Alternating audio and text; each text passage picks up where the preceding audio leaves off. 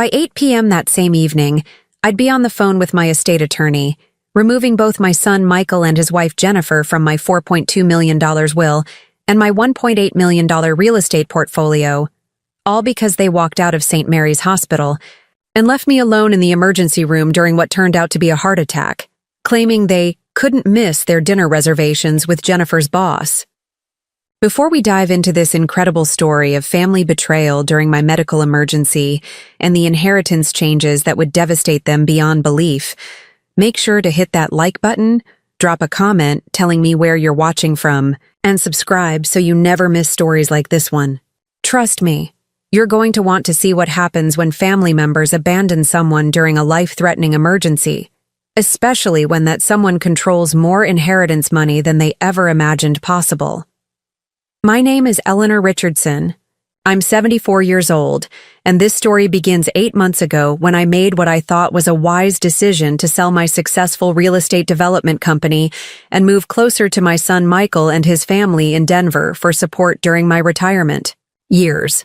A decision that would teach me the most expensive lesson of my life about the difference between being loved and being seen as a walking inheritance.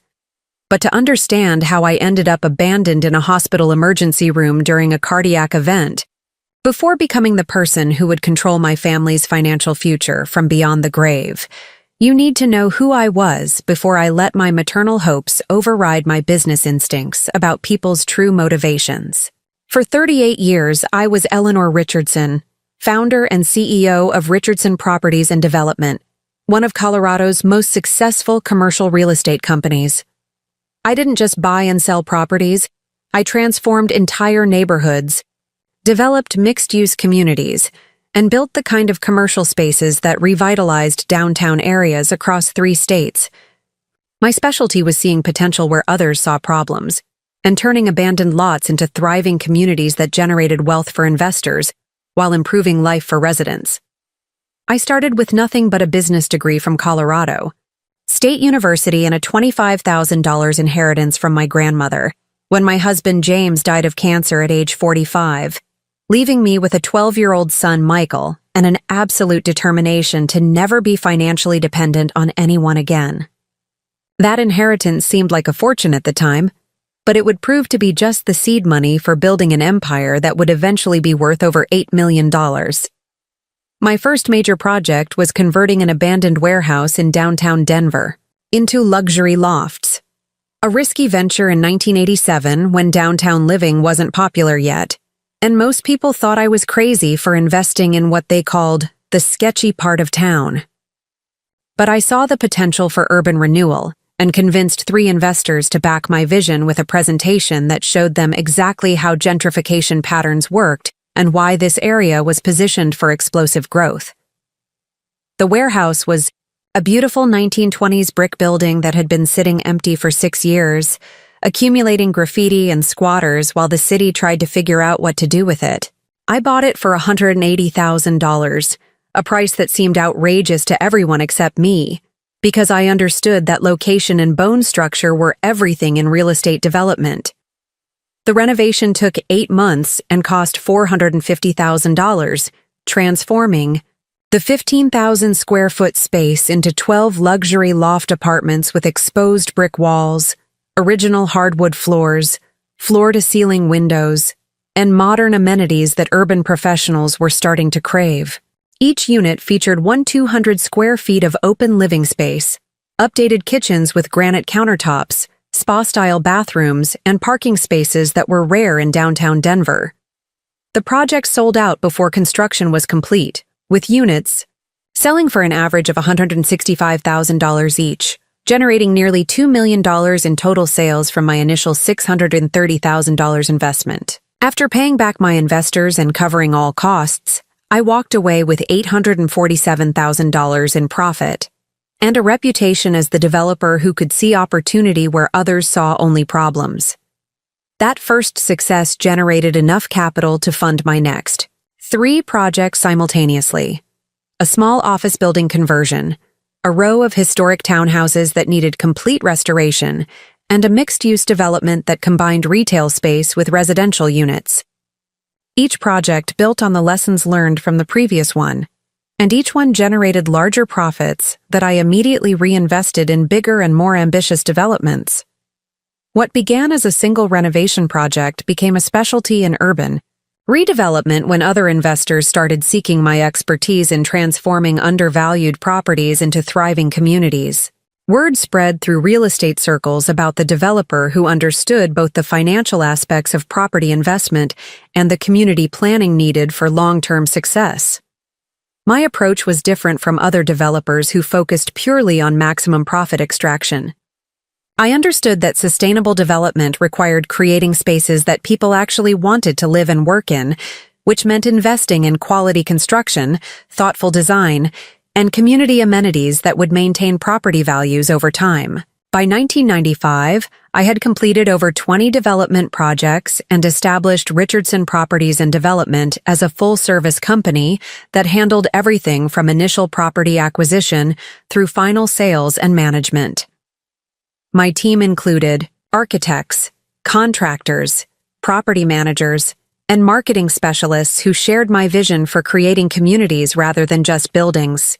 The project that really established my reputation was the Riverside Commons development in 1998, a 40-acre mixed-use community that transformed a former industrial site into a thriving neighborhood with residential units, retail spaces, offices, and green areas.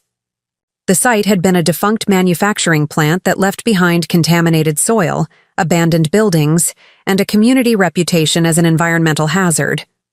Most developers avoided contaminated sites because of the cleanup costs and regulatory complications, but I saw an opportunity to create something transformative while solving a community problem. I spent 2 years navigating environmental regulations, securing cleanup funding through city partnerships, and developing a master plan that would turn the liability into an asset.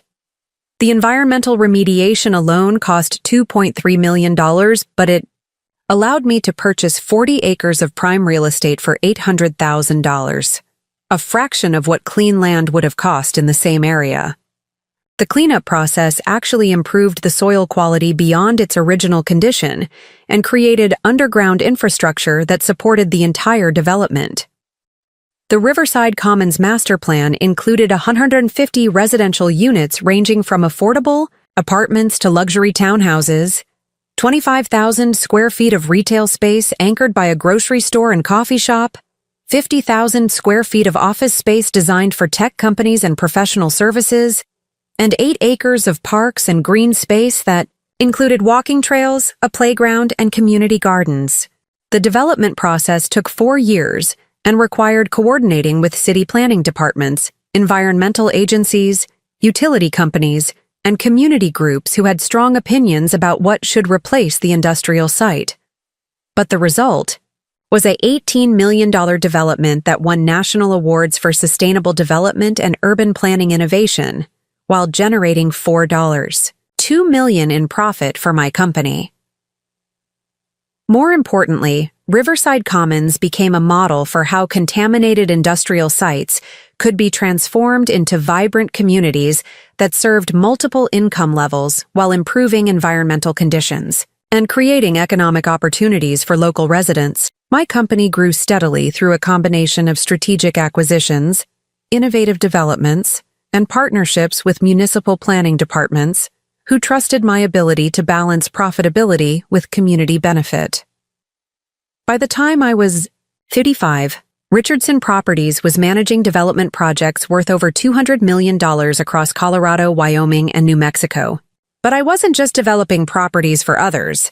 I was building my own real estate portfolio through decades of strategic acquisitions, property improvements, and market timing that most people never master. Every successful project generated profits that I reinvested in prime real estate holdings that would provide long-term wealth and security. My investment strategy was based on 3 principles that I had learned through years of market analysis: location diversity to protect against regional economic downturns, property type diversity to balance income generation with appreciation potential, and timing flexibility that allowed me to buy during market lows and sell during peak conditions. By my 60th birthday, I had developed what real estate professionals called the Richardson method. a systematic approach to identifying undervalued properties, analyzing development potential, and executing transformations that maximized both community benefit and investor returns. The Richardson method involved 5 phases: market analysis to identify emerging neighborhoods before they became expensive, property evaluation to assess development potential and cost factors, community engagement to understand local needs and build support for projects, design planning that balanced profitability with livability, and execution management that kept projects on time and budget while maintaining quality standards. My expertise attracted clients from across the western United States, tech companies seeking headquarters locations that would attract top talent, retail chains needing strategic placement in growing markets, municipal governments planning urban renewal projects that required private sector partnership, and private investors looking for opportunities in emerging markets that hadn't yet been discovered by larger development firms. The tech boom of the early 2000s created enormous opportunities for developers who understood how to create the kind of live work-play environments that young professionals demanded. I designed several mixed-use developments specifically for tech companies that wanted to offer their employees housing, dining, and recreation within walking distance of their offices. My largest tech-focused project was the Innovation District in Fort Collins, a 60-acre development that included corporate headquarters for 3 software companies, 200 residential units designed for young professionals, retail and restaurant space that stayed open late to accommodate tech worker schedules, and recreational amenities, including a fitness center, rock climbing wall, and outdoor event space for company parties and community gatherings. The Innovation District took 6 years to complete and cost $45 million to develop, but it generated $67 million in total sales while creating a blueprint for tech-focused development that other cities began to copy. More importantly, it established Richardson Properties as the go-to developer for companies that wanted to create comprehensive live work environments rather than just office buildings. But I didn't just manage other people's developments. I practiced what I preached, building my own real estate empire through decades of careful acquisitions, strategic improvements, and market analysis that most investors never understand. The foundation of my personal wealth was a comprehensive real estate portfolio that I had been building and optimizing for over 30 years. Every property in my portfolio served multiple purposes, providing either rental income or personal use, appreciating in value over time, and demonstrating my development expertise to potential clients and investors. The centerpiece was my primary residence, a $2.1 million custom-built estate in Boulder that I had designed as both a family home and a showcase of my development capabilities. The 6,500-square-foot house included 6 bedrooms, 4 bathrooms, a 3-car garage, and 2.5 acres of professionally landscaped grounds with mountain views that made clients understand why Colorado real estate was so valuable. The house wasn't just a home. It was a living advertisement for Richardson Properties that demonstrated my attention to detail, quality construction standards, and ability to create luxury living spaces that appreciated in value over time. The property featured sustainable materials, energy-efficient systems, smart home technology, and architectural details that had been featured in Colorado Homes magazine and several national publications about sustainable luxury living. The master suite alone was 800 square feet and included a sitting area with fireplace, walk-in closets with custom organization systems, and a spa-style bathroom with a soaking tub that overlooked the mountain views. The kitchen featured professional-grade appliances, custom cabinetry, and a large island that could accommodate catering for business entertaining. The entertaining spaces included a formal dining room that could seat 12, a family room with floor-to-ceiling windows, a home office with built-in bookcases, and a finished basement with a bar, wine cellar, and media room that I used for client presentations and family gatherings. The outdoor spaces were equally impressive, with a deck that overlooked the mountains, a fire pit area for evening entertaining, a vegetable garden that supplied fresh, produce and mature trees that provided privacy and beauty while requiring minimal maintenance. My second major property was a $950,000 downtown Denver penthouse that I had originally developed as a model unit for luxury urban living. The 3,000 square foot space included floor-to-ceiling windows with city and mountain views, a private rooftop terrace with outdoor kitchen, and high-end finishes that made it both a personal retreat and a valuable rental property. The penthouse featured an open floor plan that maximized the city views, a gourmet kitchen with professional appliances, 2 bedrooms including a master suite with walk-in closet and luxury bathroom, and a den that could serve as a home office or third bedroom, depending on the resident's needs. The building itself was one of my early urban development projects, and owning the penthouse allowed me to monitor the property management and maintenance standards while enjoying the convenience of downtown living when I wanted a change from the Boulder estate. The penthouse generated $4,500 monthly in rental income when I wasn't using it personally, providing steady cash flow while appreciating in value as downtown Denver continued to grow and gentrify. The rental income alone covered the property taxes and maintenance costs while generating profit that I reinvested in other properties. My third significant holding was a $680,000 mountain cabin in Aspen, a 4-bedroom retreat on 1.5 acres that had served as both a family vacation home and a strategic investment in Colorado's resort real estate market. The property included a private hot tub, stone fireplace, and panoramic mountain views that made it highly desirable for vacation rentals when I wasn't using it personally. The Aspen cabin represented my entry into the luxury vacation rental market, which had become increasingly profitable as wealthy professionals sought high-end mountain retreats for weekend getaways and extended vacations. The property was fully furnished with luxury amenities and generated $8,000 monthly during peak season, while appreciating at rates that exceeded most stock market investments.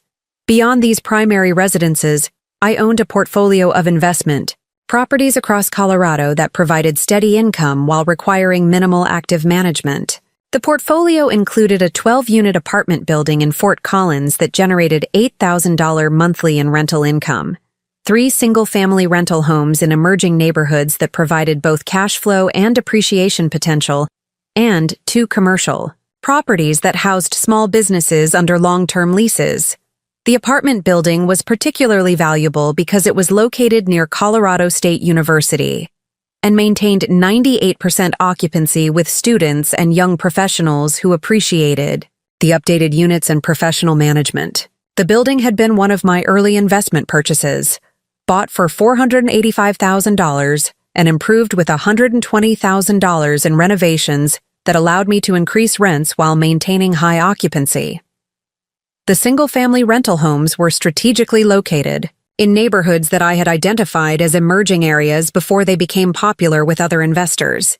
Each home generated between $1,800 and $2,400 monthly in rent, while requiring minimal maintenance due to the quality improvements I had made after purchase.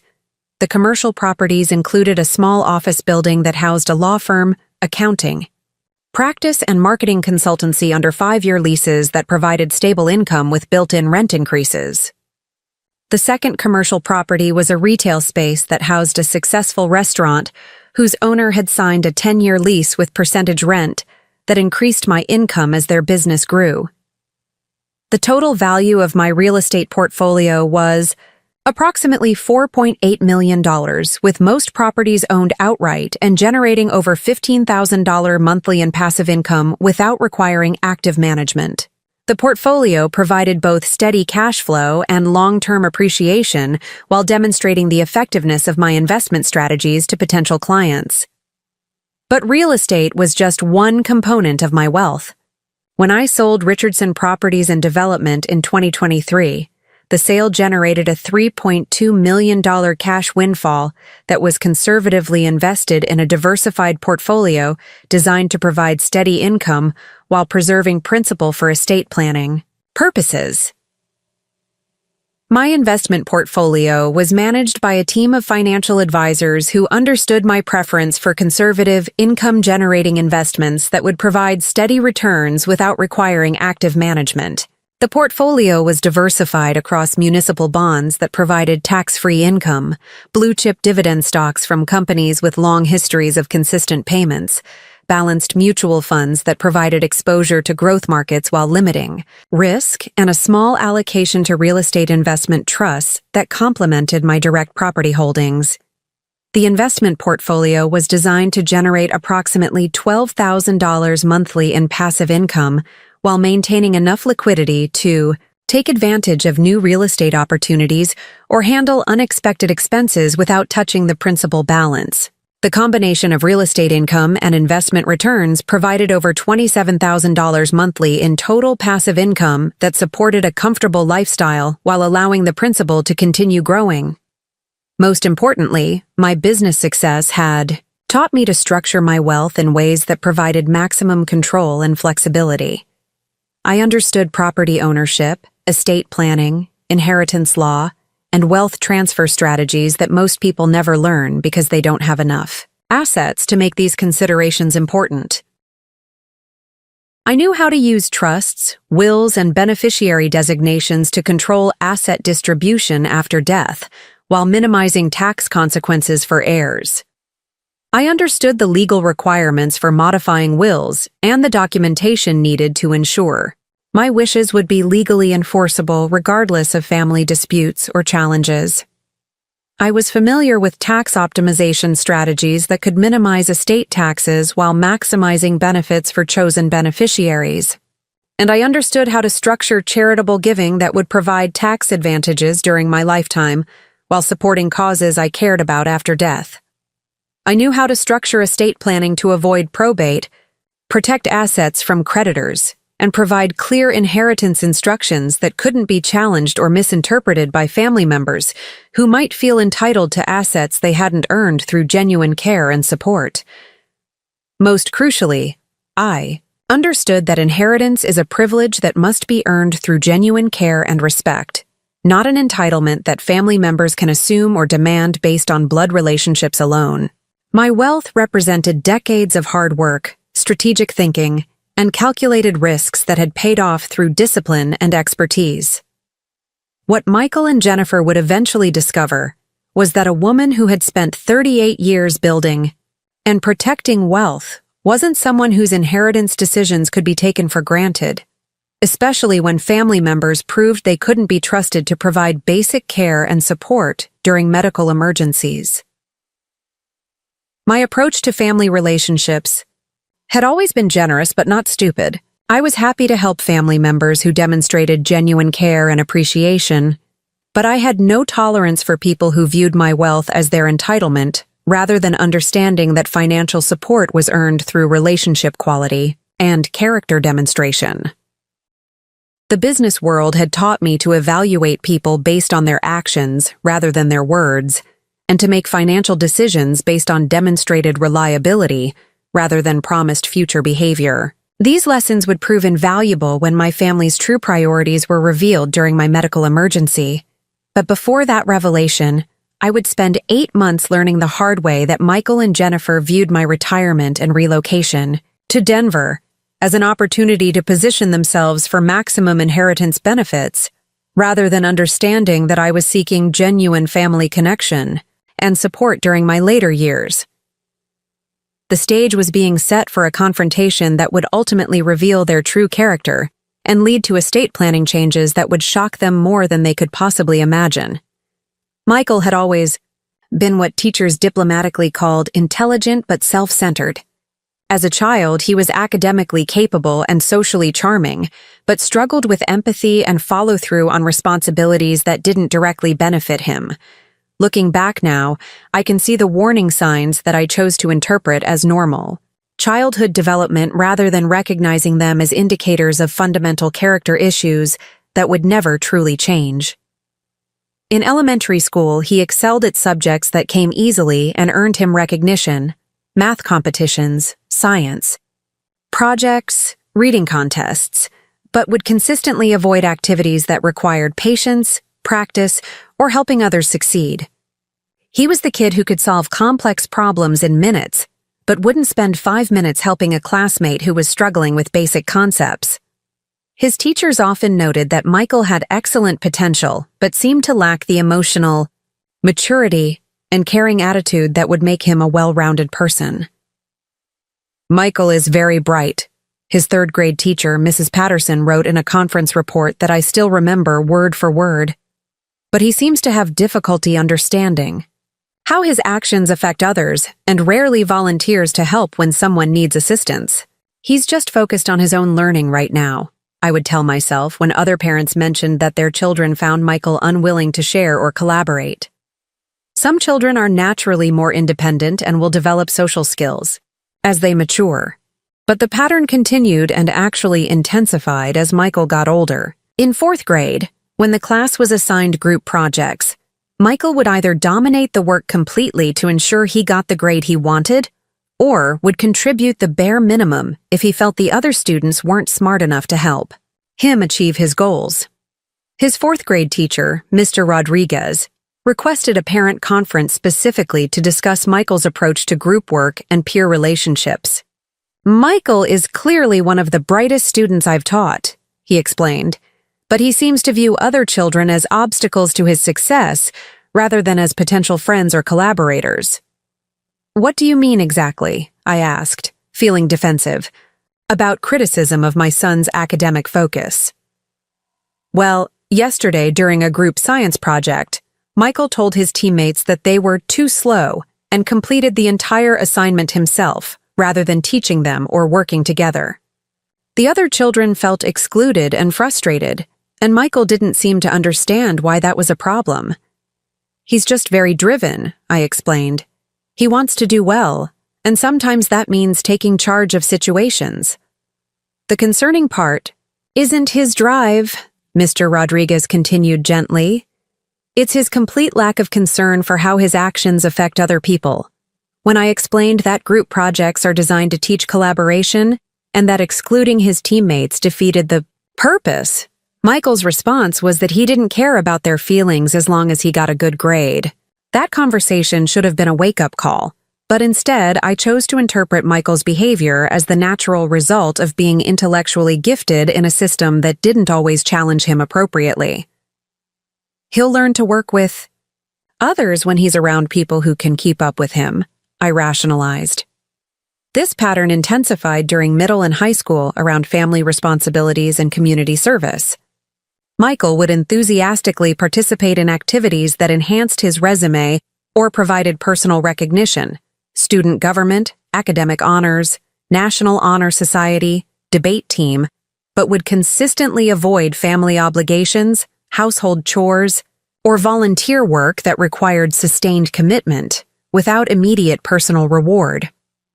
When James was first diagnosed with cancer during Michael's freshman year of high school, I hoped that facing a family crisis would help Michael develop empathy and understand the importance of supporting others during difficult times.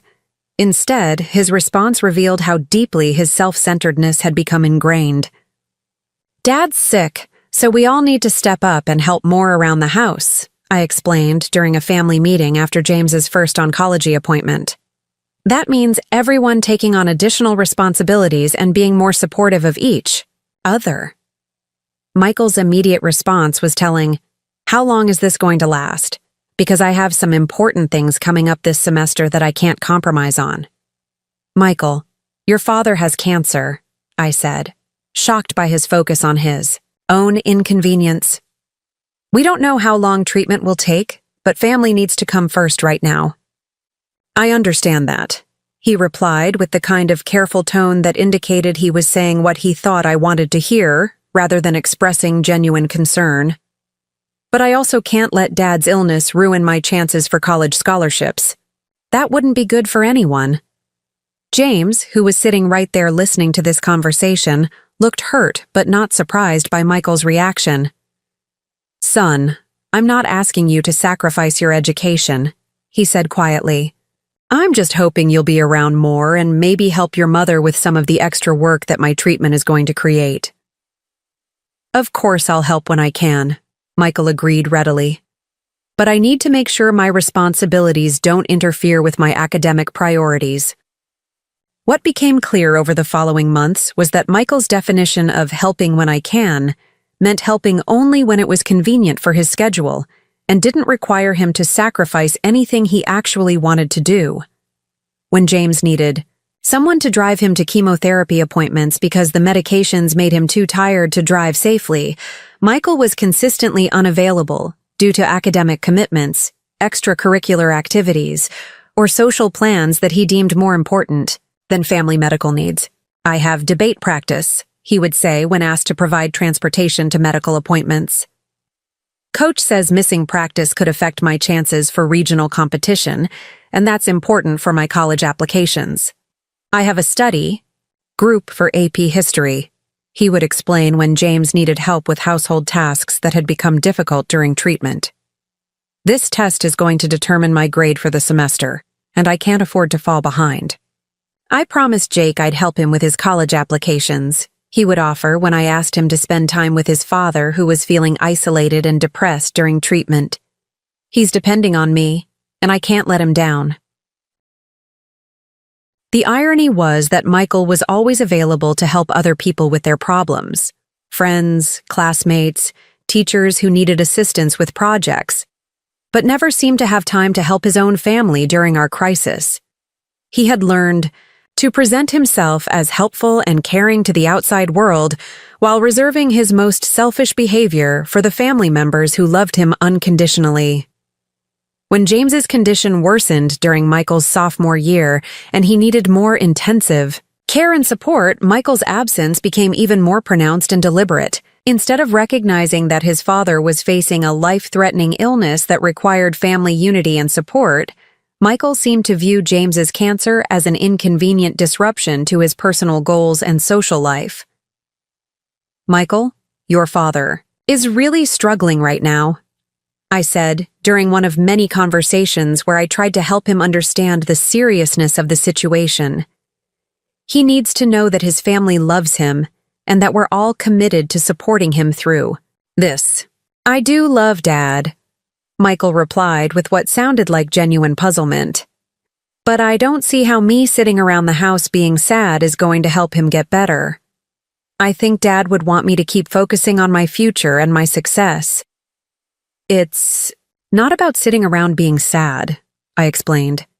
"It's about being present and available when he needs emotional support or practical help. It's about showing him that he's more important to you than your extracurricular activities." "But Mom, these activities are important for my future," Michael protested. "Dad always told me that education and achievement should be my top priorities. I'm just doing what he taught me." Michael had developed a sophisticated ability to reframe his selfishness as virtue, presenting his unwillingness to sacrifice for family as evidence that he was following family values about education and achievement. He could make his absence during crisis sound like dedication to principles, rather than acknowledging that he simply didn't want to deal with the emotional demands of supporting a dying parent. When James died during Michael's junior year, his response was notably detached and practical rather than emotional or supportive. "While I was devastated by the loss of my husband and struggling to manage my grief while maintaining the business and supporting Michael through his remaining high school years, Michael seemed primarily concerned about how his father's death might affect his college application timeline and scholarship opportunities. I know this is a difficult time for everyone," he said during the funeral planning process, "but I need to make sure that Dad's death doesn't negatively impact my college applications. I've been working toward early admission deadlines, and I can't afford to fall behind now." "Michael, your father just died," I said, hardly able to believe we were having this conversation. "College applications can wait a few weeks while we handle funeral arrangements and family responsibilities." "But Mom, early admission deadlines are non-negotiable," he replied with the kind of logical tone that made his selfishness sound reasonable.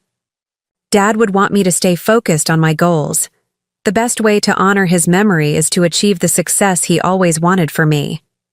James had indeed wanted Michael to be successful and had emphasized the importance of education throughout his life. But he had also emphasized the importance of family loyalty, character development, and supporting others during difficult times. Michael was selectively remembering only the lessons that justified his own priorities while ignoring the values. That would have required him to sacrifice his convenience for family needs. During the weeks following James's funeral, when I was struggling with grief and the practical challenges of running the business alone while supporting a teenage son, Michael's primary concern was ensuring that his college application essays properly leveraged his father's death for maximum emotional impact with admissions committees. "I'm writing my main essay about how Dad's cancer taught me about perseverance and overcoming challenges," he announced one evening, while I was going through James's business papers and trying to understand the full scope of what I had inherited. "What did you learn about perseverance?" I asked, genuinely curious, since Michael had seemed to avoid most of the challenges that James's cancer had created for our family. "Well, watching Dad fight cancer taught me that successful people don't let obstacles stop them from achieving their goals," Michael explained with the confidence of someone who had never actually faced serious obstacles. "And seeing how you managed the business while dealing with Dad's illness showed me the importance of staying focused on your responsibilities, even when personal problems are trying to distract you." The essay was well written and emotionally manipulative, presenting Michael as someone who had learned profound lessons about family loyalty and personal strength through his father's death. But the reality was that Michael had learned to observe other people's struggles without participating in them, and to extract useful narratives from family crises without actually providing support during those crises. I funded Michael's education at the University of Colorado, where he earned a degree in business administration with a focus on finance. The choice of major was strategic rather than passionate. Michael had researched which degrees provided the best return on investment in terms of starting salaries and career advancement opportunities. He was a competent student who graduated with good grades and strong career prospects, but his college years were marked by the same pattern of prioritizing personal interests over family connections and treating relationships as opportunities for advancement rather than sources of mutual support and caring. During his college years, Michael maintained minimal contact with me unless he needed something specific: financial support for expenses that weren't covered by tuition payments, career advice for internship applications, or networking connections through my business. Relationships. Our conversations were pleasant but superficial, focused on his achievements and plans rather than on building deeper emotional connections or expressing genuine interest in my life and well-being. "How are classes going?" I would ask during our monthly phone calls. "Really well," he would reply with enthusiasm. "I'm maintaining a 3.7 GPA, and I've been selected for a competitive internship program that could lead to job opportunities after graduation." "That's wonderful. How are you feeling about Dad's death anniversary coming up?" "Oh, that.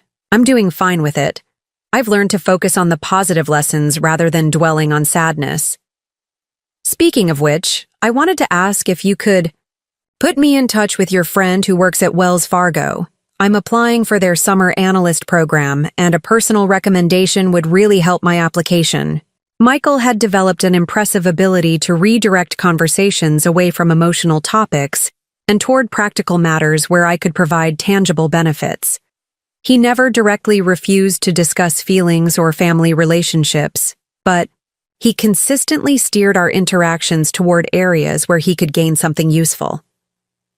After graduation, Michael moved to Denver and built a successful career in pharmaceutical sales, earning approximately $95,000 annually plus bonuses that brought his total compensation to around $125,000 in good years. He was effective at his job and well regarded by clients, but his professional success was built on the same charm and strategic relationship management that characterized his approach to family interactions. Michael's choice to move to Denver after college, rather than staying in Boulder where he could have built a closer relationship with me during my later career years, was presented as a career opportunity rather than as distance-seeking behavior. Denver has a much more robust pharmaceutical industry, he would explain when I asked about his location choice. This position will provide better advancement opportunities and higher earning potential than anything available in Boulder. But the practical effect was that Michael established a life that was geographically close enough to maintain the appearance of family connection, while being emotionally and practically removed from family obligations and expectations. He visited Boulder occasionally, usually during holidays or special occasions, but maintained minimal regular contact and showed little interest in my daily life or ongoing needs. When Michael met Jennifer at age 29, I was hopeful that marriage might encourage him to develop stronger family connections and greater willingness to provide support during difficult times. Jennifer seemed like she might be a positive influence. She was professional, organized, and appeared to understand the importance of family relationships in ways that Michael had never fully grasped. Jennifer was 27 when they met, had graduated from Denver University with a marketing degree, and had been working at a successful public relations firm for 5 years. She was attractive, well-dressed, and articulate in ways that suggested she came from a family that valued success and presentation.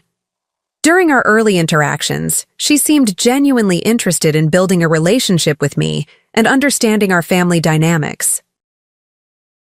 Jennifer came from an upper-middle-class family in Scottsdale, where financial success was prioritized and expected, but where family relationships were also maintained and valued. Her father, Robert, was a successful investment advisor who had built substantial wealth through strategic planning and client relationships. Her mother, Patricia, was a former corporate executive who had focused on family management after having children while maintaining her professional networks and community involvement. Jennifer had grown up understanding that wealth provided opportunities, and that family resources should be carefully managed and protected, but she had also learned that family relationships required investment and attention to maintain their strength over time.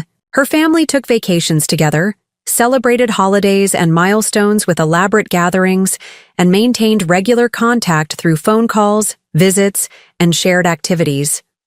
"Family is everything," Jennifer would say when describing her upbringing. "My parents taught me that professional success means nothing if you don't have people who love you and support you through life's challenges."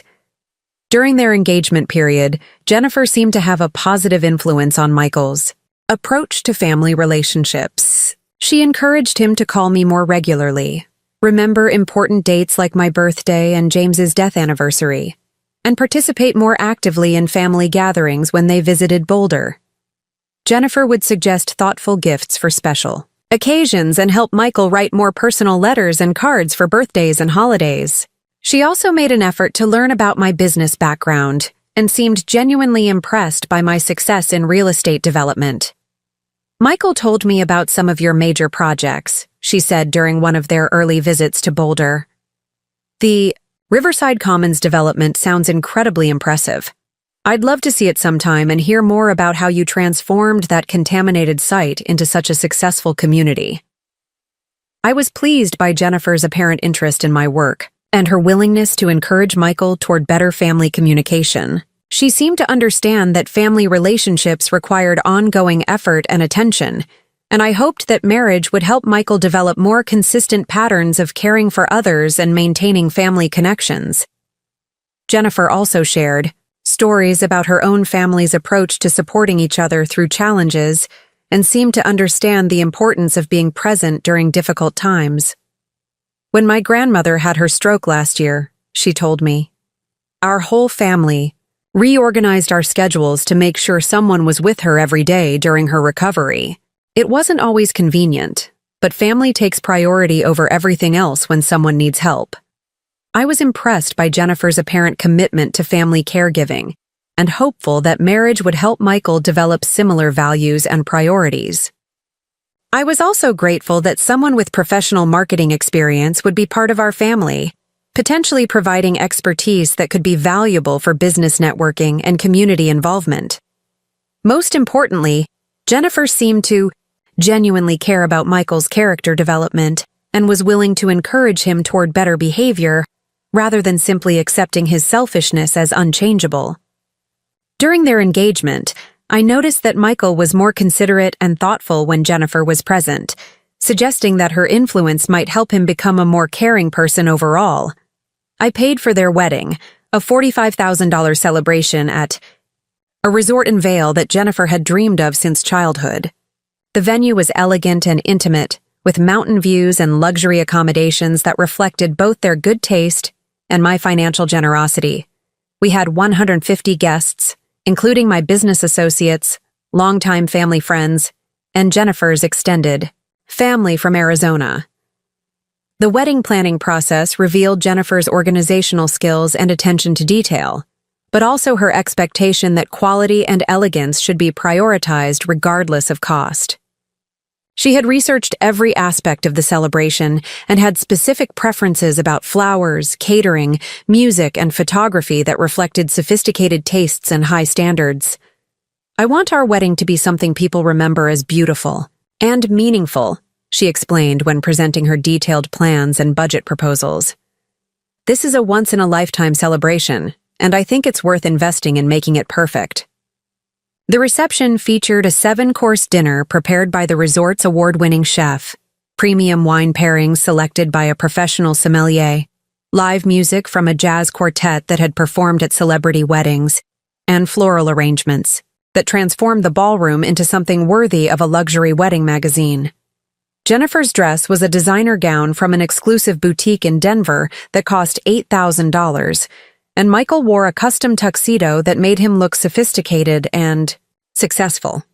The photography package included both traditional wedding photos and artistic portraits that would provide beautiful memories for years to come. I was happy to fund their dream wedding because I could easily afford it, because I wanted to welcome Jennifer into our family with generosity and celebration, and because I hoped this investment in their happiness would contribute to a strong marriage that would benefit both of them and strengthen our family connections.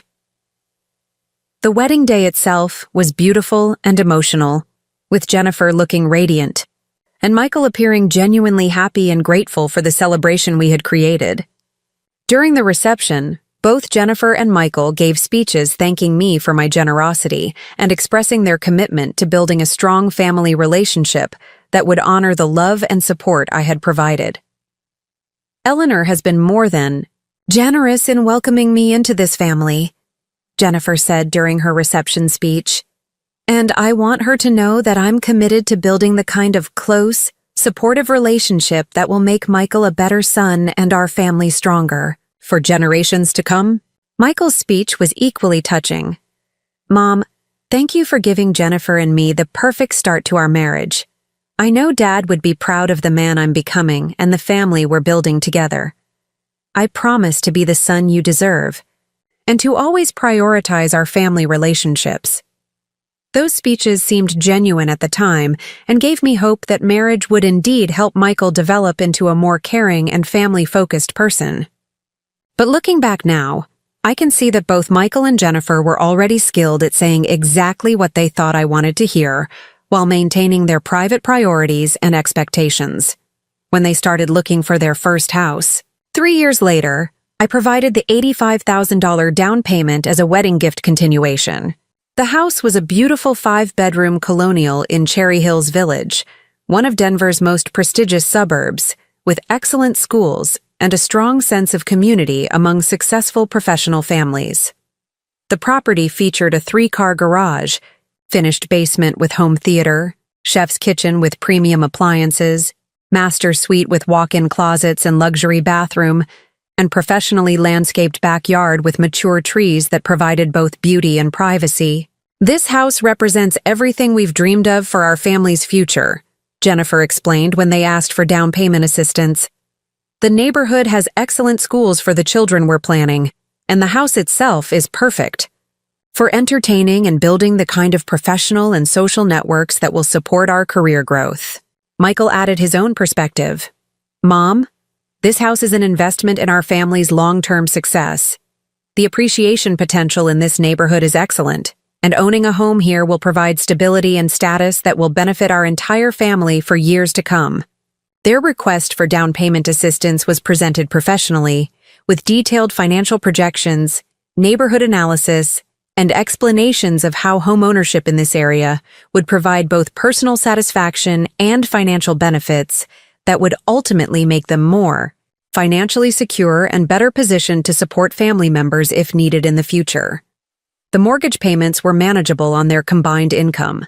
Jennifer was earning $72,000 annually as a marketing manager at a growing tech company, and Michael was earning approximately $105,000 annually in pharmaceutical sales. Together, their $177,000 household income was more than sufficient to support their mortgage, living expenses, and the comfortable lifestyle they wanted to maintain. My $85,000 down payment gift allowed them to purchase a nicer home in a better neighborhood than they could have afforded independently, while keeping their monthly payments at a level that would allow them to save for other goals like starting a family, taking vacations, and building their own investment portfolio. For the first few years of their marriage, this arrangement seemed to work well for everyone. Michael was more attentive to family relationships when he had Jennifer's encouragement and planning assistance. He called more regularly, remembered important dates without prompting, visited more often, and seemed generally more engaged with family connections. Jennifer managed their household efficiently and seemed committed to building the stable, successful life she had always envisioned. She sent regular updates about their activities, shared photos of their home improvements and social events, and made an effort to include me in their major decisions and celebrations. I enjoyed being a generous mother and mother-in-law who could provide opportunities and security that enhanced their quality of life.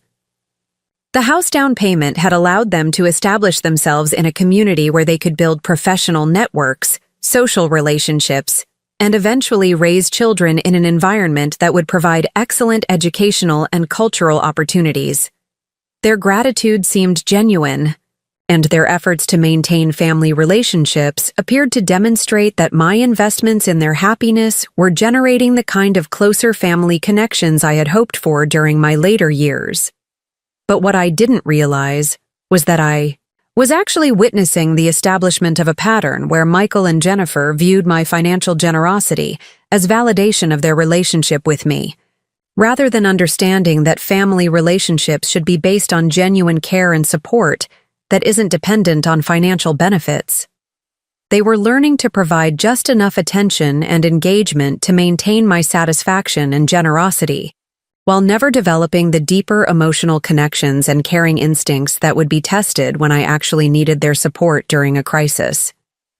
More troubling, they were beginning to view my wealth not as my personal resources that I could choose to share or withhold based on their behavior, but as family assets that they had legitimate expectations to access based on their status as my closest relatives. The foundation was being laid for a relationship dynamic where my value to them was primarily financial, and where their expressions of care and appreciation were strategic rather than genuine. But it would take a medical emergency to reveal just how conditional and calculating their family loyalty actually was.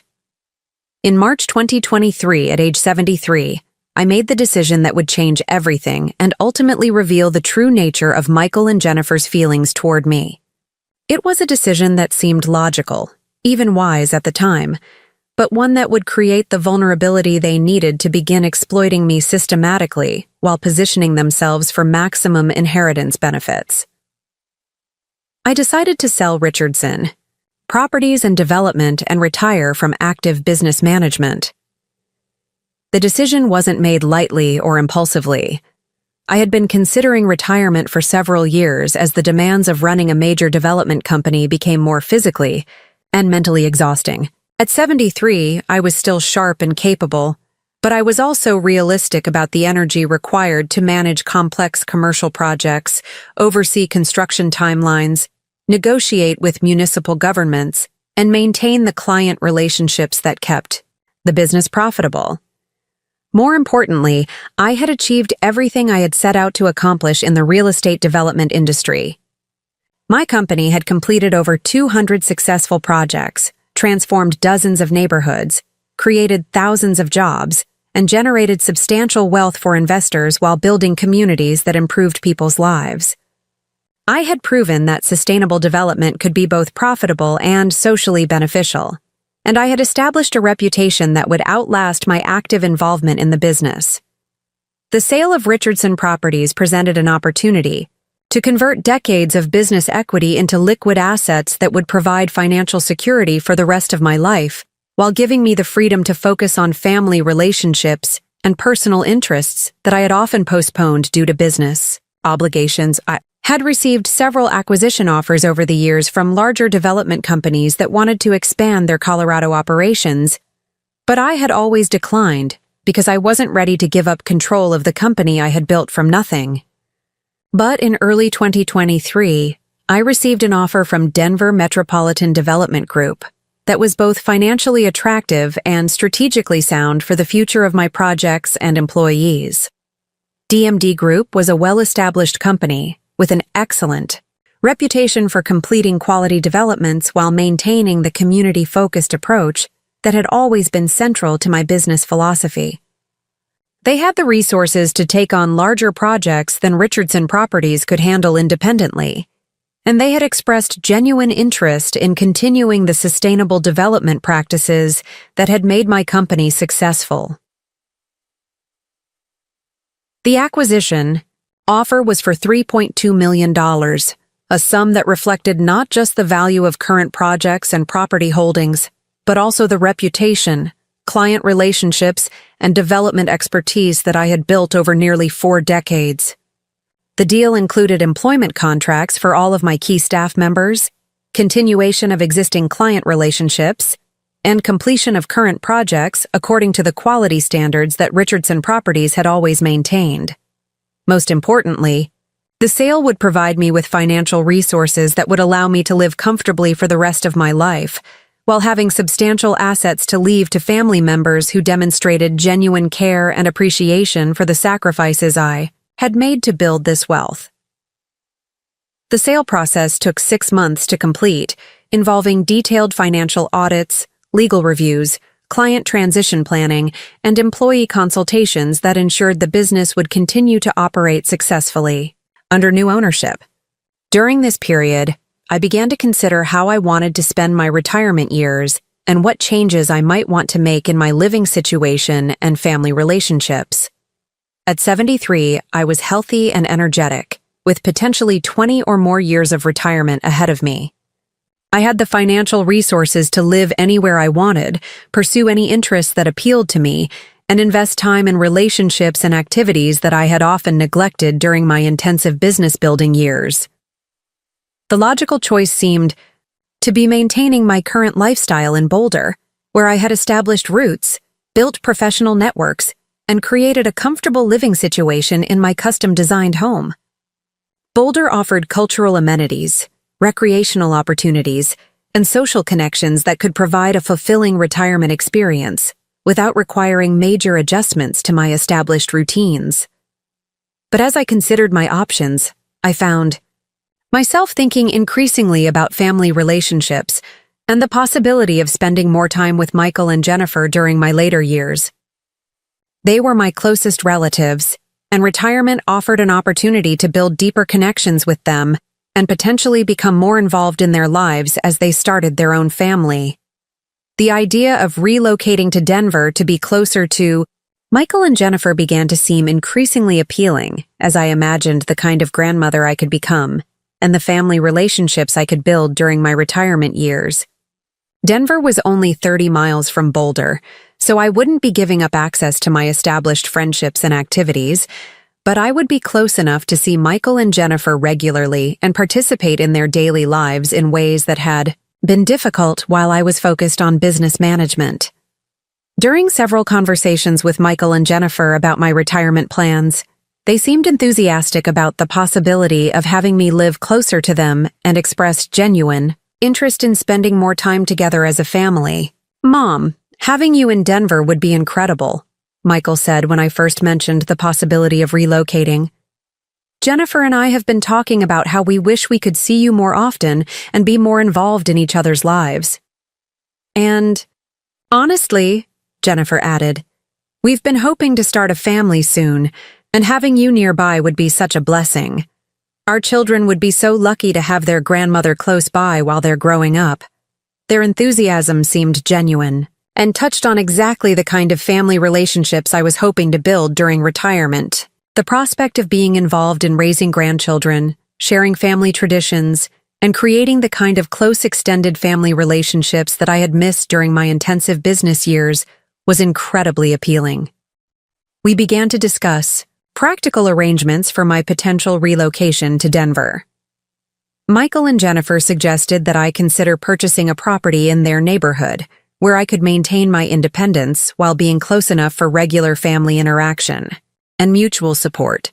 There are some beautiful properties in Cherry Hills Village that would be perfect for you, Jennifer suggested during one of our planning conversations. You could have your own space and privacy, but we'd be close enough for family dinners, babysitting, and all the kinds of activities that make families close. And Mom, Michael added, having you nearby would be really beneficial for all of us. Jennifer and I could help with anything you need as you get older, and you could be involved in our family life in ways that aren't possible when you're in Boulder. The financial aspects of the relocation were certainly manageable. With $3.2 million from the business sale, plus my existing real estate portfolio and investment accounts, I could easily afford to purchase a luxury property in Denver, while maintaining my Boulder estate as a rental property or vacation home. We researched available properties in Cherry Hills Village and identified several options that would provide the kind of elegant, comfortable living situation I wanted while being convenient to Michael and Jennifer's home. The neighborhood was prestigious and well-maintained, with mature trees, large lots, and architectural styles that reflected the sophisticated tastes of successful professional families.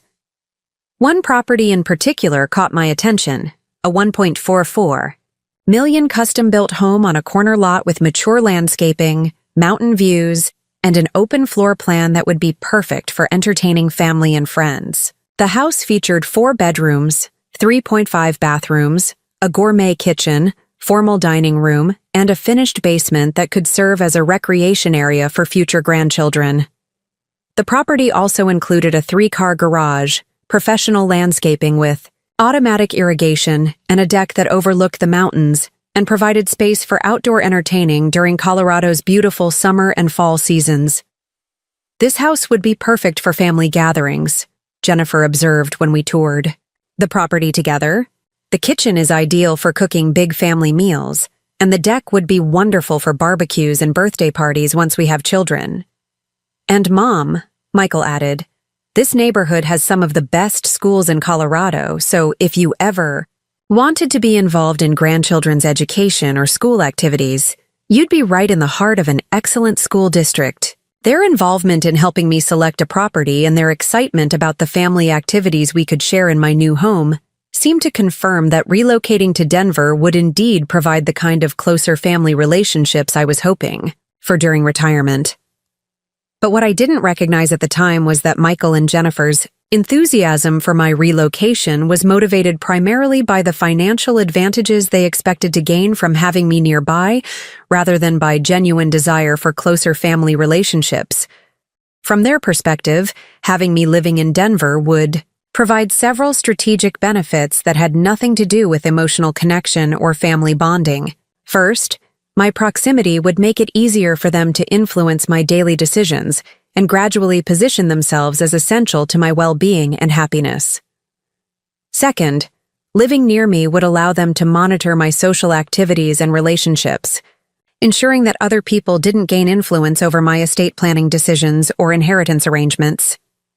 Third, my presence in their neighborhood would enhance their social status and provide networking opportunities with other wealthy families who would view my successful business background and obvious financial resources as validation of Michael and Jennifer's own success and prospects. Most importantly, they understood that elderly family members who relocate to be closer to younger relatives often become increasingly dependent on those relatives for practical support, social interaction, and decision-making assistance, creating opportunities for influence and control that could be leveraged for financial benefit. But I was focused on the positive possibilities of retirement and family connection, and I interpreted their encouragement as evidence that they genuinely wanted to build the kind of loving, supportive family relationships that I had been too busy to prioritize during my business-building years. In August 2023, I purchased the Cherry Hills Village property for $1.4 million and began the process of relocating from Boulder to Denver. The move required careful coordination of household goods, personal belongings, business records, and the numerous practical details involved in changing residences while maintaining ownership of multiple properties. I decided to keep my Boulder estate rather than selling it, partly for sentimental reasons and partly as a financial hedge that would provide flexibility if I ever wanted to return to Boulder or needed additional rental income. The Boulder property was fully paid for and could generate substantial rental income if I chose to lease it, or could serve as a retreat location when I wanted a change of scenery.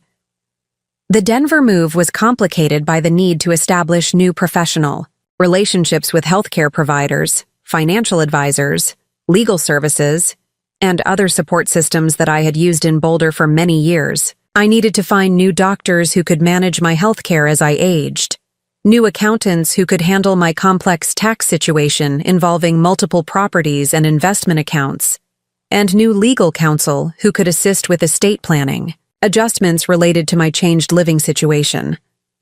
Michael and Jennifer were helpful during the moving process, assisting with research on local service providers, helping coordinate furniture delivery and household setup, and providing practical support that made the transition easier and more efficient. Mom, we want to make sure you have the best possible experience settling into Denver, Jennifer said when offering to help research local physicians and specialists.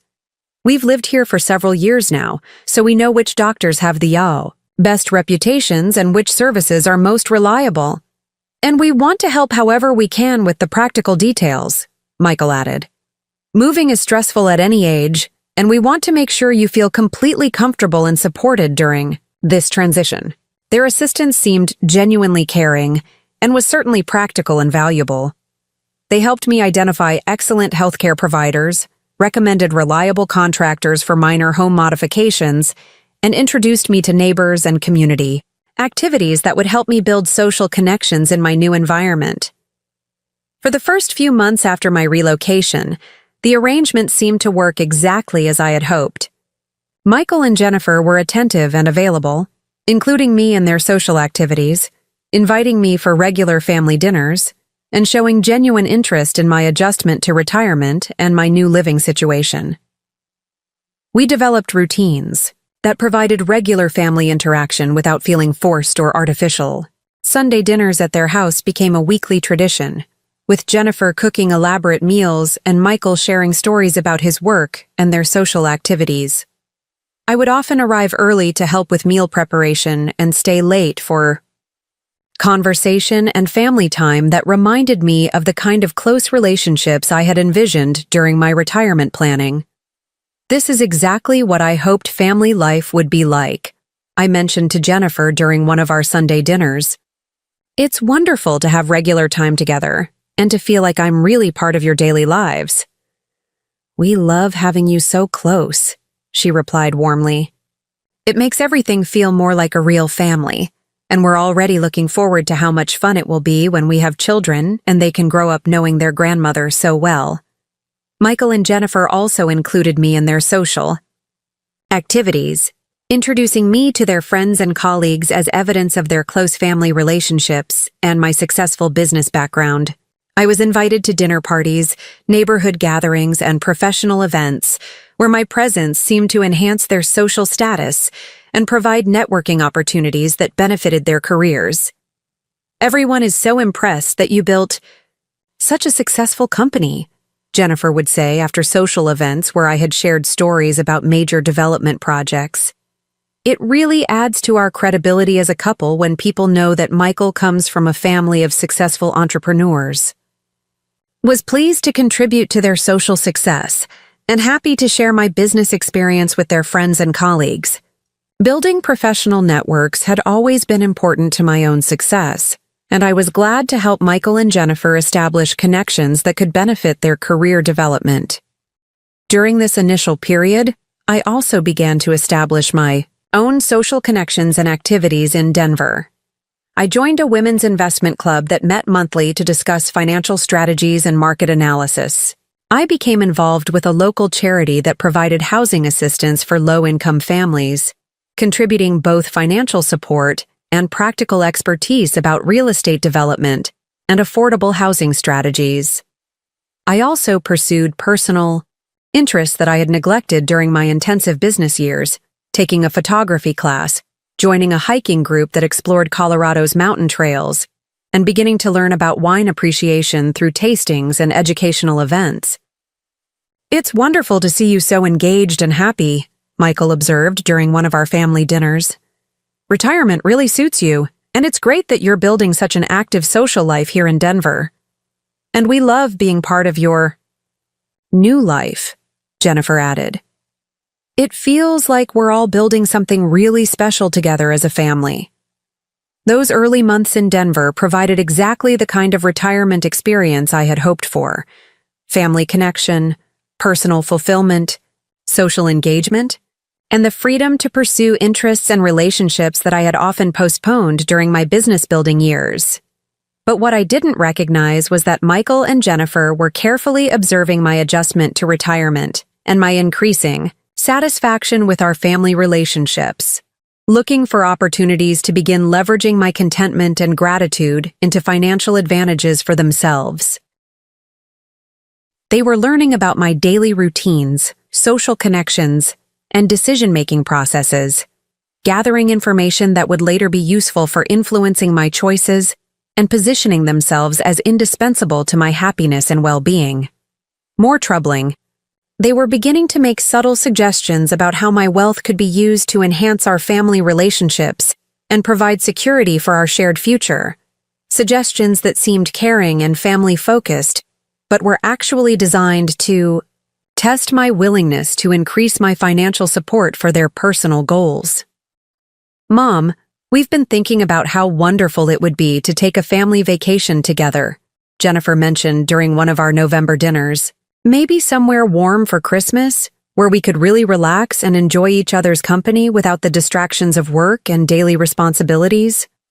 "That sounds lovely," I replied, genuinely interested in the idea of a family vacation that would provide opportunities for deeper connection and shared experiences. "We were thinking about Hawaii or maybe the Caribbean," Michael added. "Somewhere with beautiful resorts where we could have luxury accommodations and activities that would make the trip really special and memorable."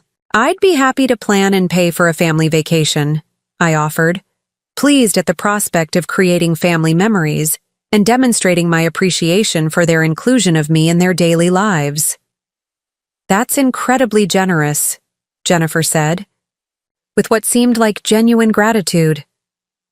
"A trip like that would be a wonderful way to celebrate your successful retirement and our growing family relationships." The vacation planning became an opportunity for Michael and Jennifer to research expensive resorts, first-class accommodations, and luxury travel arrangements that would far exceed what they could afford on their own income. They presented their research as efforts to find the perfect family experience, but the options they suggested consistently involved premium accommodations and activities that would require substantial financial investment from me. "We found this amazing resort in Maui that has private villas, world-class dining, and activities like snorkeling, golf, and spa treatments," Jennifer explained when presenting their vacation research. "It would be perfect for a week-long family getaway that would give us uninterrupted time together." "The villas are expensive," Michael admitted, "but they provide the kind of privacy and luxury that would make the trip really special. And honestly, Mom, you deserve to enjoy the fruits of your hard work and success." The resort they had selected was indeed beautiful and luxurious, but the cost for a week-long stay would be approximately $18,000 for accommodations, meals, and activities. While I could certainly afford this expense, It represented a significant financial commitment for what was essentially a test of my willingness to fund their luxury lifestyle preferences. I agreed to the vacation because I was genuinely excited about the family experience and because I could afford the expense without financial difficulty. But what I didn't understand was that my willingness to fund luxury accommodations and expensive activities was being interpreted by Michael and Jennifer as evidence that I was prepared to be generous with my wealth in ways that could benefit their long-term financial goals. The Hawaii vacation in December 2023 was indeed beautiful and provided wonderful family bonding opportunities. We spent a week at the luxury resort, enjoying gourmet meals, beautiful beaches, and activities that created exactly the kind of family memories I had hoped for during retirement. "This is the best family vacation we've ever had," Jennifer said, on our last evening at the resort. "It's been so wonderful to have uninterrupted time together and to really feel like a close family." "And Mom," Michael added, "your generosity in making this possible means more to us than you know. This trip has shown us what our family relationships can be like when we really prioritize spending time together." The vacation seemed to demonstrate that my financial generosity was indeed contributing to stronger family relationships, and that Michael and Jennifer genuinely appreciated the opportunities I was providing for family connection and shared experiences. But during our return flight to Denver, Michael and Jennifer began a conversation that would reveal their true priorities and begin the systematic escalation of financial expectations that would ultimately lead to the hospital abandonment and my inheritance decision. "Mom, this vacation has made Jennifer and me think about our long-term family goals," Michael began carefully during our flight. "We've realized how much we want to build the kind of close family relationships we've experienced this week." "That's wonderful," I replied, genuinely pleased that the vacation had strengthened our family bonds. "I've loved spending this time together and seeing how well we all get along. The thing is," Jennifer continued, "we've been talking about how we could make our family even closer and more supportive of each other. We think there might be opportunities to combine our resources and planning in ways that would benefit everyone." "What do you mean?" I asked, though I was beginning to sense that this conversation was moving toward financial topics rather than emotional family planning. "Well, we've been thinking about buying a larger house," Michael explained. "Something that would have space for family gatherings, guest accommodations for when you visit, and room for the children we're planning to have." "And honestly," Jennifer added, "we've been wondering if it might make sense to consider buying a house together. Something large enough for all of us to live comfortably while maintaining our independence." They had prepared for this conversation and had obviously discussed their approach in advance. They presented the idea of shared housing as a natural extension of our family closeness and a practical arrangement that would provide benefits for everyone involved.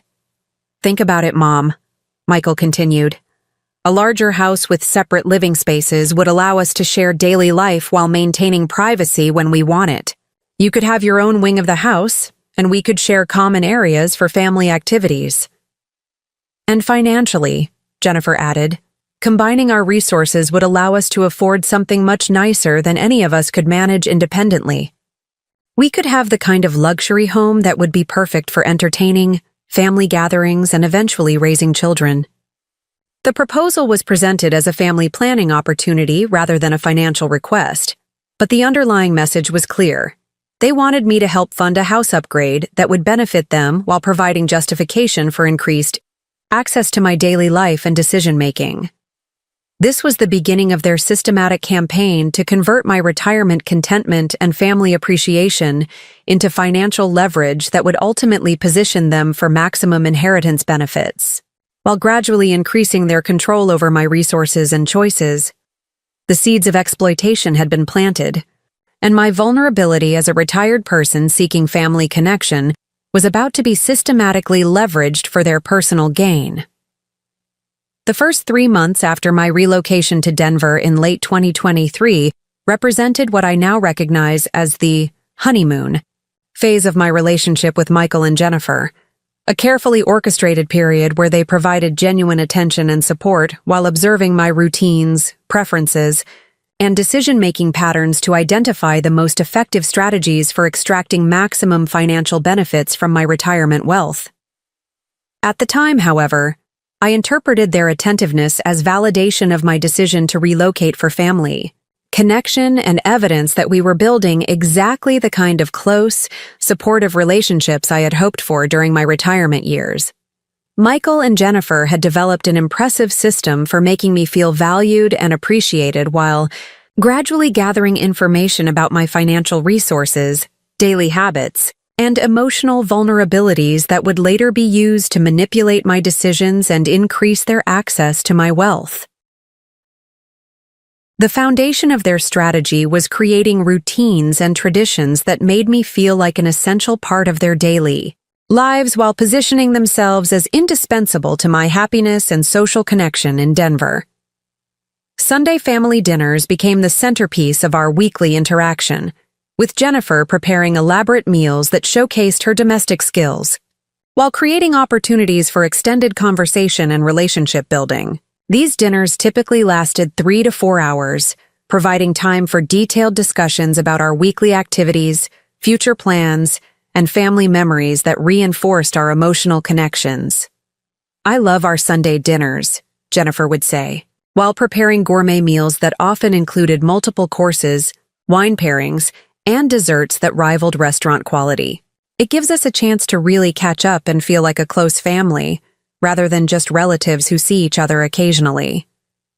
The dinners were indeed lovely, and provided exactly the kind of regular family interaction I had envisioned when planning my retirement relocation.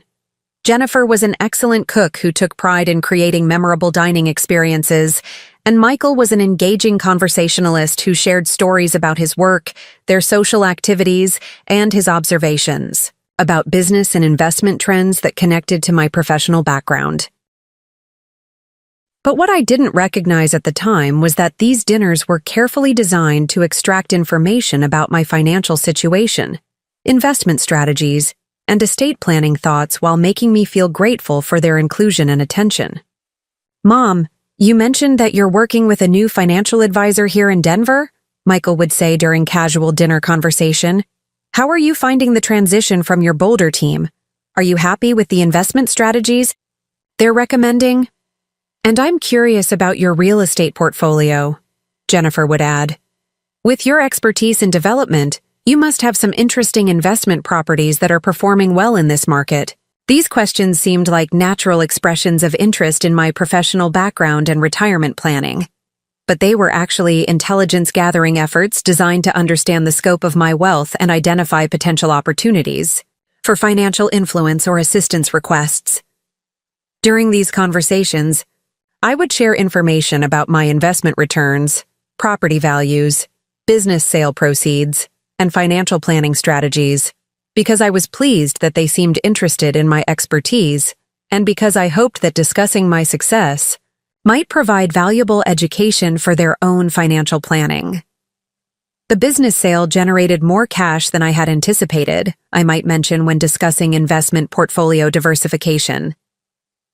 "I'm working with my new advisors to balance growth potential with income generation while maintaining enough liquidity for major expenses or opportunities." "That's impressive, Mom," Michael would respond with what seemed like genuine admiration. "Your financial planning has been so sophisticated. Jennifer and I are trying to learn from your approach as we think about our own long-term strategies. We'd love to understand more about how you've structured your real estate investments," Jennifer would add. "With property values in Denver continuing to rise, we're wondering if there might be opportunities for family investment partnerships that could benefit everyone." These conversations established a pattern where my financial success was praised and admired while subtle suggestions were introduced about potential ways my wealth could be leveraged for family benefit or shared investment opportunities. Beyond Sunday dinners, Michael and Jennifer created numerous other opportunities for regular interaction that made me feel included in their daily lives while providing additional chances to observe my routines and preferences. Thursday evening, wine and conversation, Sessions became another weekly tradition, with Michael selecting wines from his growing collection and Jennifer preparing appetizers while we discussed current events, family memories, and future plans in a relaxed, informal setting. These Thursday evenings are becoming my favorite part of the week, I would tell them after particularly enjoyable conversations about travel, culture, or business trends. It's wonderful to have regular time for deeper conversations rather than just quick phone calls or brief visits. We love having you here, Jennifer would reply warmly. It makes our house feel more like a real family home, and we're learning so much from your life experience and business wisdom. During these Thursday sessions, Michael and Jennifer would often introduce topics related to their career aspirations, financial goals, and lifestyle dreams in ways that seemed like natural conversation, but were actually designed to plant seeds for future financial requests. Jennifer's been offered a promotion opportunity that would involve some additional training and certification, Michael might mention during wine conversation. It's a great career move, but the education costs are significant, and we're trying to figure out how to manage the investment. And Michael has been considering a career transition into real estate development, Jennifer would add. With your background and expertise, we've been wondering if there might be opportunities for him to learn the business while potentially participating in investment projects. These conversations introduce the idea that my financial resources could be used to accelerate their career development and income potential, while framing such assistance as family investment opportunities rather than charitable gifts. Michael and Jennifer also made a point of including me in their social activities and community involvement, introducing me to their friends and colleagues as evidence of their close family relationships while using my business background and obvious financial success to enhance their own social status and professional credibility. This is Michael's mother, Eleanor Richardson, Jennifer would say when introducing me at dinner parties or neighborhood gatherings. She just retired after building one of Colorado's most successful real estate development companies. She's amazing. You should hear some of her stories about transforming entire neighborhoods. These introductions served multiple purposes. They made me feel valued and respected. They enhanced Michael and Jennifer's reputation within their social and professional networks, and they established my credentials as someone with substantial wealth and business expertise who might be interested in investment opportunities or partnership arrangements. During social events, I was often asked to share stories about major development projects, business challenges I had overcome, and investment strategies that had contributed to my success. I enjoyed these conversations because they allowed me to share my professional expertise and because they seemed to demonstrate that Michael and Jennifer were proud of my accomplishments. Your mother is incredible, their friends would often tell Michael and Jennifer. You're so lucky to have someone with her business expertise and success as part of your family. We know how fortunate we are, Michael would reply with apparent sincerity. Having Mom close by has been wonderful for our family, and we're learning so much from her experience and wisdom. But what I didn't understand was that these social introductions were also serving as advertisements for my wealth and investment capacity, potentially attracting business proposals, partnership suggestions, and social connections that Michael and Jennifer hoped might create opportunities for family financial involvement or shared investment ventures. During this initial period, Michael and Jennifer also provided practical assistance and support that seemed to demonstrate genuine care about my well-being and adjustment to retirement life in Denver. When I mentioned that I was having difficulty finding reliable contractors for minor home maintenance projects, Jennifer researched local service providers and helped coordinate repairs and improvements that enhanced my comfort and satisfaction with my new home. I want to make sure you have the best possible experience in your new house, she explained when presenting her research on local contractors, cleaning services, and maintenance providers. You should be able to enjoy your retirement without worrying about household management details. When I expressed interest in finding social activities and community involvement opportunities, Michael helped me research local organizations, charity groups, and social clubs that aligned with my interests and provided opportunities for meaningful engagement with Denver's professional and philanthropic communities. "Mom, you have so much to offer these organizations," he said when presenting information about charity boards, investment clubs, and professional associations. "Your business expertise and leadership experience would be valuable for any group that's focused on community development or financial education." This assistance seemed genuinely helpful and demonstrated their commitment to ensuring my successful transition to Denver life. I was grateful for their research and support, and I interpreted their efforts as evidence that they truly cared about my happiness and well-being, rather than recognizing them as investments in maintaining my satisfaction and gratitude. During this period, I also began to notice what seemed like positive changes in Michael's character and approach to family relationships. He was more attentive, more considerate, and more interested in spending time together than he had been during his adult years when he lived at a distance and maintained minimal contact. "I realize I haven't always been the best son," he told me during one of our Thursday evening conversations. "When Dad was sick, I was too focused on my own goals and didn't provide the support you both needed. Having you here in Denver is giving me a chance to be better and to build the kind of relationship I should have prioritized years ago." This seemed like genuine personal growth and recognition of past shortcomings, and I was moved by his apparent commitment to improving our relationship and developing more mature approaches to family responsibility. "I'm proud of the man you're becoming," I told him during that conversation. "People can grow and change, and what matters is who you choose to be going forward." Jennifer also seemed to be having a positive influence on Michael's character development, encouraging him to be more thoughtful about family relationships and more considerate of my needs and preferences. "Jennifer has helped me understand how important family connections are," Michael would say when explaining his increased attention to our relationship.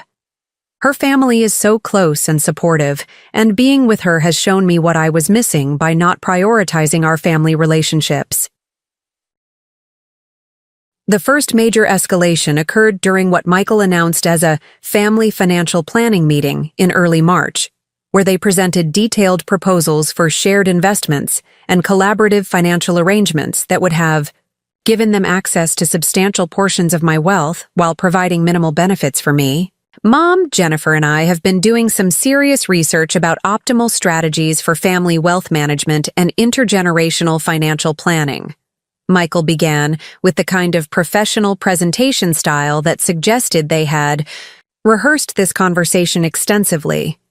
They had prepared materials, printed articles about family investment partnerships, charts showing potential returns on various real estate ventures, and documentation about tax advantages of shared financial planning that appeared professionally researched and carefully considered. "What we've discovered," Jennifer added, joining the conversation with a folder of documents, "is that families with substantial assets can achieve much better outcomes when they coordinate their investment strategies and pool their resources for larger opportunities." The materials they presented were impressive and seemed to demonstrate sophisticated understanding of investment principles and tax optimization strategies. But buried in their proposals were arrangements that would have transferred significant control over my financial resources to their management, while providing them with immediate access to capital for their personal goals. "For instance," Michael continued, "there's a commercial development opportunity in downtown Denver that requires a $400,000 investment, but could provide returns of 15–20% annually over the next 5 years.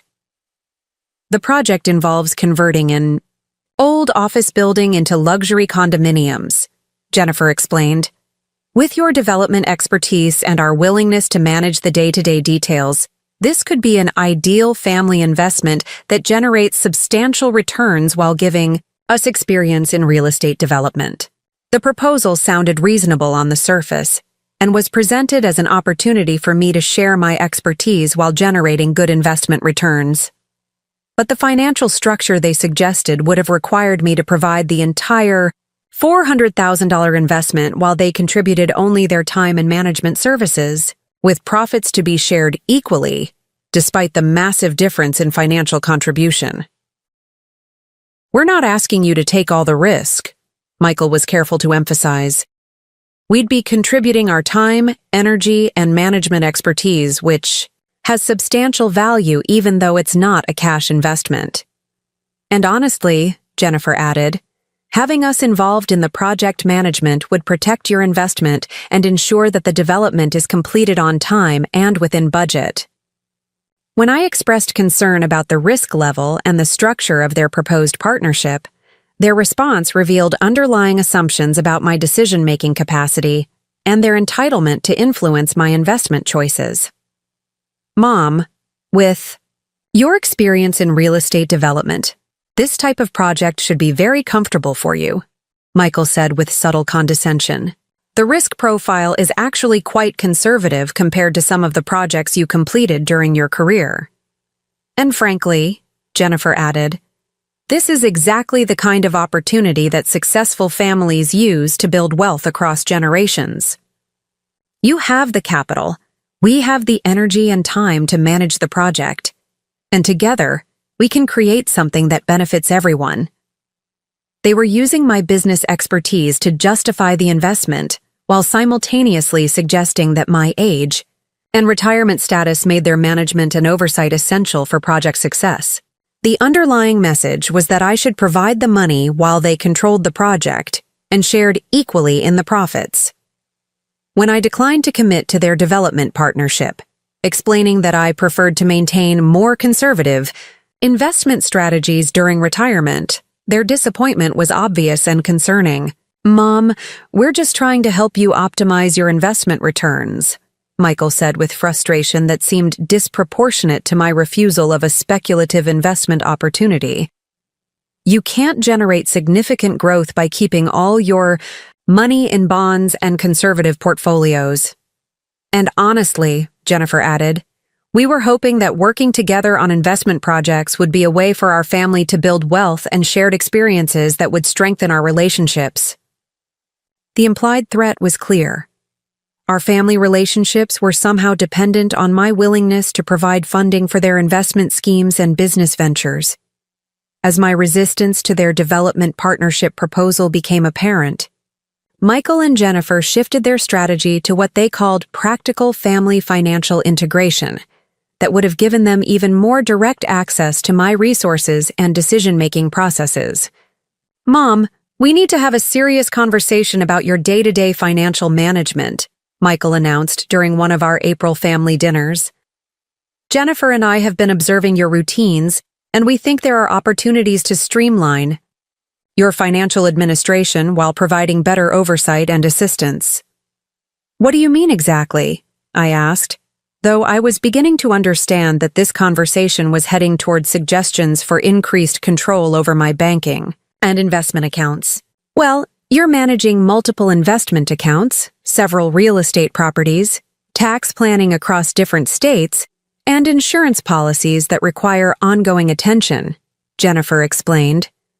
It's a lot of complexity for anyone to handle, alone, especially during retirement when you should be focused on enjoying your life rather than dealing with administrative details. They had prepared a comprehensive analysis of my financial situation, including detailed spreadsheets showing my various accounts, property holdings, and monthly expenses that demonstrated they had been systematically gathering information about my resources and spending patterns for months. We've researched some family financial management strategies that could simplify your life while ensuring that all of your affairs are properly handled, Michael continued. For instance, we could establish joint accounts for routine expenses and property management that would allow us to handle bill payments and administrative details without bothering you with day-to-day tasks. And we could set up power of attorney arrangements that would give us the ability to manage financial emergencies or make decisions if you're ever traveling or unavailable, Jennifer added. The proposals seemed reasonable on the surface and were presented as assistance that would reduce my stress and administrative burden, but they would have given Michael and Jennifer access to my bank accounts, control over my bill payments, and legal authority to make financial decisions that could affect my independence and wealth preservation. We're not asking for control over your major decisions, Jennifer was careful to emphasize. We're just suggesting arrangements that would allow us to help with routine management and provide backup authority for emergency situations. And honestly, Mom, Michael added, having cancer really highlights how important it is to have proper financial safeguards in place. These arrangements would protect you and give us the tools we need to help you if health issues ever arise. When I expressed hesitation about transferring financial and administrative authority during my retirement, their response revealed underlying assumptions about my competence and their entitlement to influence my affairs. Mom, retirement financial. Management is incredibly complex, Michael said with false medical authority.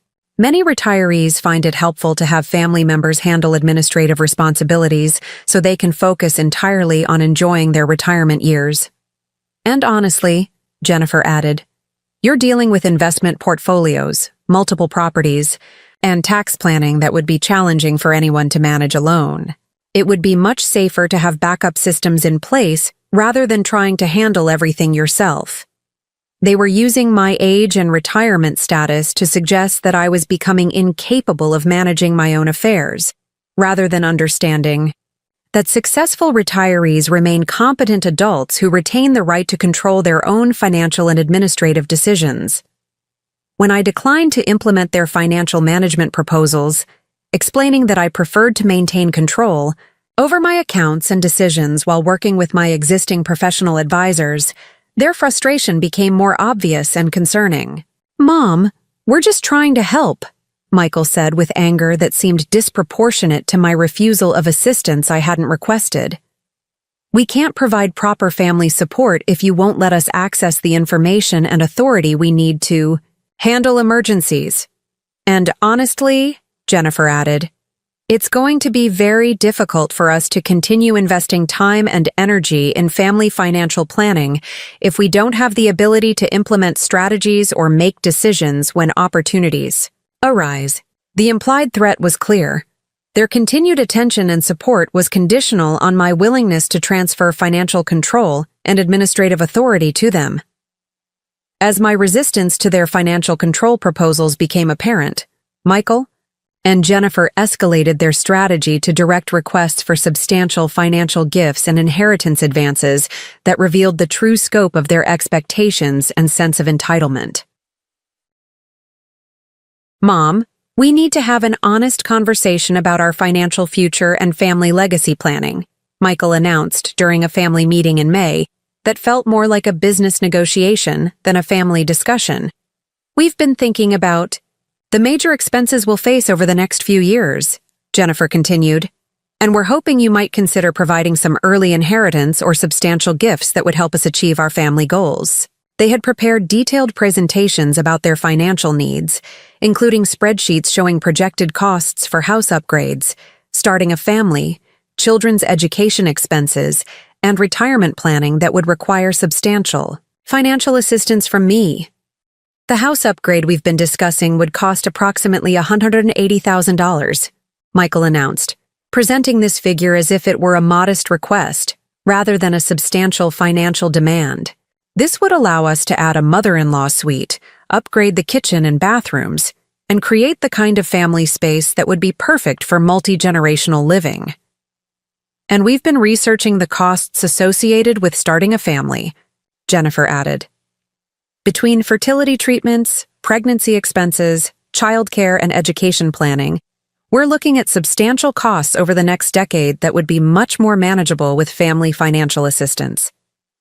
They estimated that their family planning expenses would total approximately $250,000 over the next 5 years, and they were requesting that I provide this amount as a combination of gifts and early inheritance advances. We're not asking for charity, Michael was careful to emphasize. We're asking for family investment in our shared future that would benefit everyone by creating the kind of stable, comfortable family environment where we can raise children and provide the support you'll need as you age. And honestly, Jennifer added, providing this assistance now would be much more beneficial than waiting for estate planning to distribute assets after death. We could use these resources to build the family life that would provide security and happiness for all of us. Their request for nearly $500,000 in gifts and inheritance advances was presented as family planning rather than financial exploitation. But the underlying message was that my value to them was primarily financial, and that their family support was conditional on my willingness to fund their lifestyle goals. When I expressed shock at the scope of their financial requests and explained that such substantial gifts would require careful consideration and professional advice, their response revealed the extent of their entitlement and their assumptions about my obligations to fund their dreams. "Mom, you have to understand that we've been providing substantial support and care for you since you moved to Denver," Michael said defensively. "We've rearranged our schedules, included you in our social activities, and provided companionship and assistance that has made your retirement much more enjoyable and fulfilling. And honestly," Jennifer continued, "the time and energy we've invested in building family relationships and supporting your transition to Denver represents a significant contribution that should be recognized and appreciated."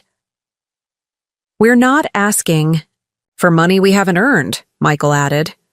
"We're asking for recognition of our commitment to family and investment in our shared future that would benefit everyone involved." They were presenting their attention and companionship during my retirement as services that entitled them to substantial financial compensation, rather than understanding that family relationships should involve mutual support without expectation of monetary reward. Most disturbing was their apparent belief that my retirement wealth was family money, that they had legitimate claims to access based on their status as my closest relatives, rather than understanding that inheritance is earned through demonstrated character and genuine care, rather than strategic relationship management. When I declined to provide the substantial gifts and inheritance advances they had requested, explaining that I needed to maintain my financial independence and that such large transfers would require comprehensive legal and tax planning, their response marked the beginning of the aggressive pressure campaign that would ultimately lead to the hospital. Abandonment. "Mom, we're disappointed that you don't seem to appreciate the support and care we've provided," Michael said with coldness that was shocking compared to the warmth he had shown during the previous months. "We've given up a lot to include you in our lives and help you adjust to retirement.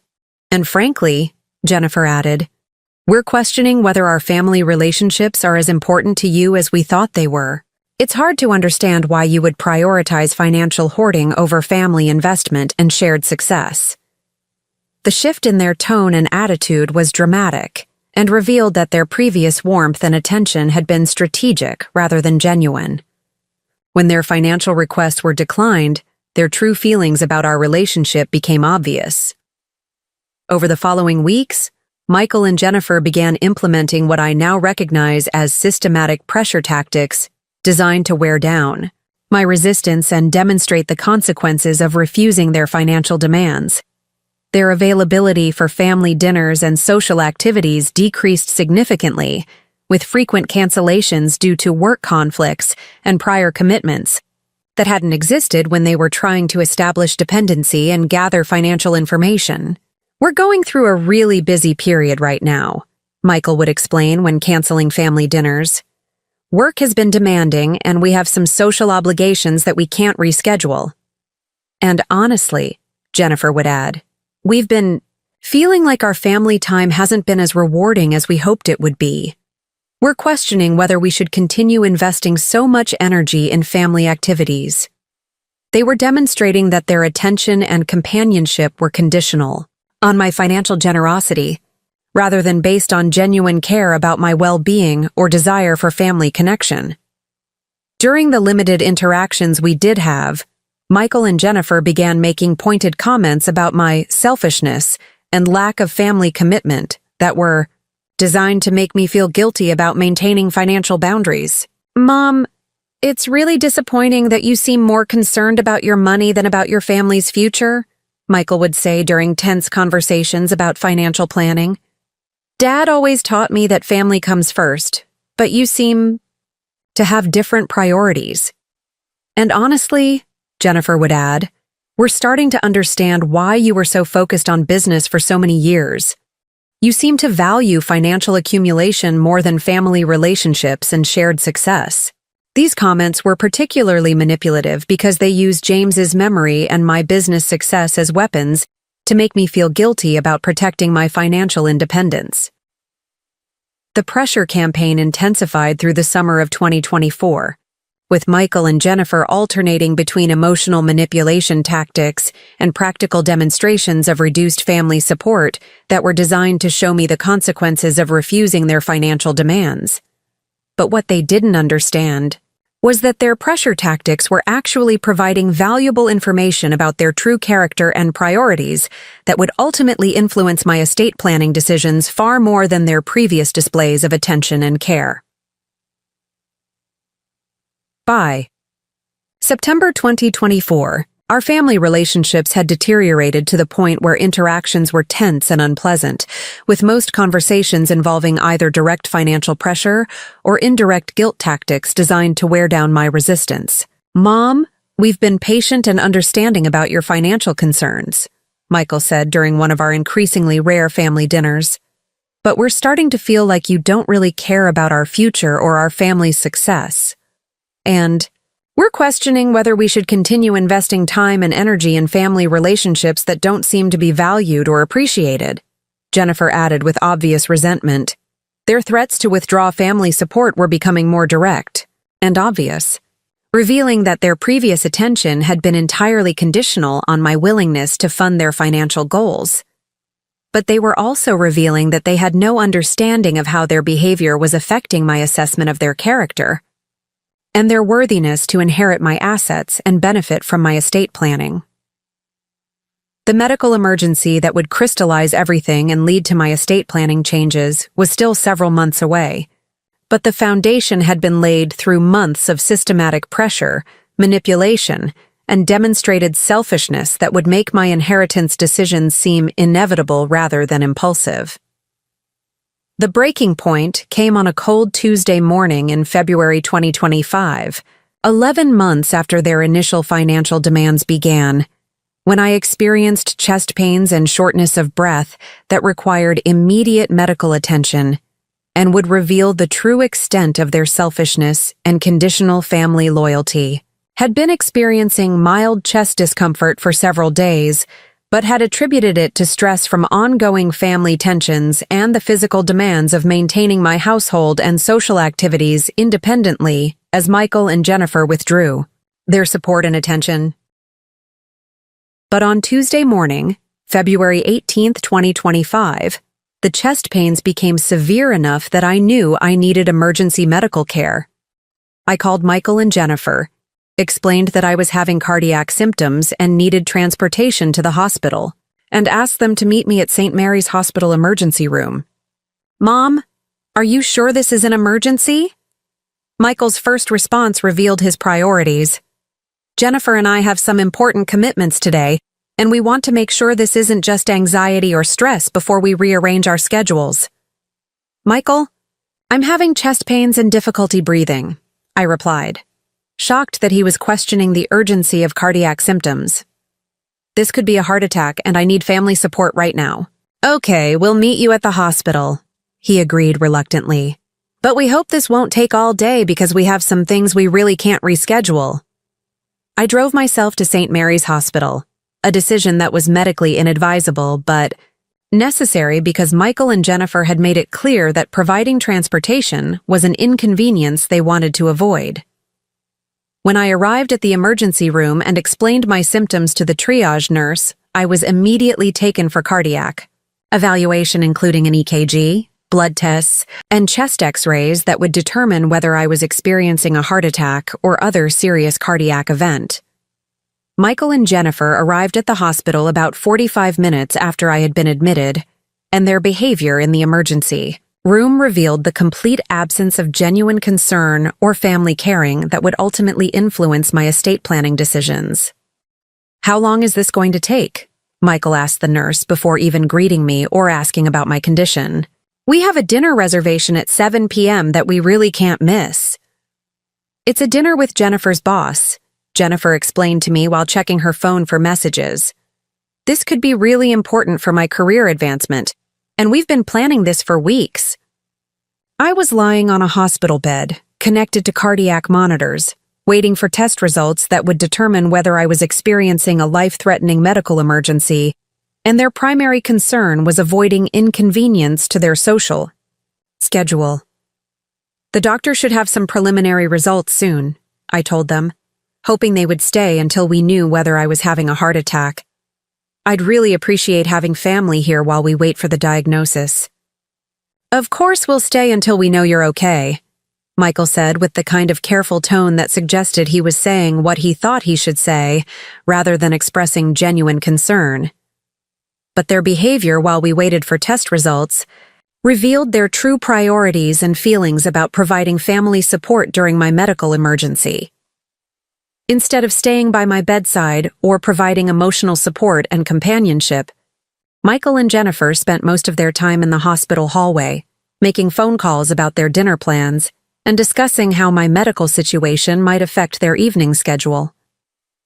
Maybe we could still make the 8 p.m. reservation if this gets resolved quickly, I heard Jennifer say during one of their hallway conversations. How long do these emergency room visits usually take? I don't know, but we need to figure out a backup plan, Michael replied. This dinner could be really important for Jennifer's promotion, and I don't want Mom's health scare to ruin her career opportunity. They were treating my potential heart attack as an inconvenience that might interfere with their professional networking, rather than recognizing it as a family medical emergency that required their presence and support. When Dr. Martinez, the emergency room physician, came to discuss my test results, Michael and Jennifer returned to my bedside, but seemed more interested in the timeline for my discharge than in my diagnosis and treatment plan. Mrs. Richardson, your EKG shows some irregularities that indicate you're experiencing a mild heart attack, Dr. Martinez explained with the serious tone appropriate for delivering cardiac diagnosis news. We're going to admit you for observation and treatment to prevent further cardiac damage. What does that mean in terms of timeline? Michael asked immediately. Will she need to stay overnight, or can this be handled as an outpatient procedure? Mr. Richardson, your mother is having a heart attack, Dr. Martinez replied with obvious surprise at Michael's focus on logistics rather than medical seriousness. She'll need to stay in the hospital for at least 24-48 hours for cardiac monitoring and treatment. But she's going to be okay, right? Jennifer asked, though her tone suggested she was more concerned about the timeline than my prognosis. With proper treatment, most patients recover well from mild heart attacks, Dr. Martinez explained. But it's important to understand that this is a serious medical event that requires immediate treatment and ongoing monitoring. Michael and Jennifer exchanged looks that clearly communicated their frustration about the timing of my medical emergency and its impact on their evening plans. Mom, we're glad you're going to be okay, Michael said with manufactured concern. But since you'll be staying overnight and there's nothing we can do to help with your medical treatment, we're going to go ahead and keep our dinner plans. The restaurant has a very strict cancellation policy, Jennifer added. And this dinner could be crucial for my career advancement. We'll check on you tomorrow morning once you've had time to rest and receive treatment. I was stunned by their decision to leave the hospital during my heart attack treatment in order to attend a business dinner. But their reasoning revealed the complete absence of family loyalty and caring that would ultimately cost them their inheritance. Jennifer, I'm having a heart attack, I said, hardly able to believe we were having this conversation. Can't you reschedule a dinner to be with your mother-in-law during a medical emergency? Mom, you're in excellent hands with the medical staff, Michael replied with logic that made his abandonment sound reasonable. There's really nothing we can do here except sit around and wait, and that doesn't help anyone.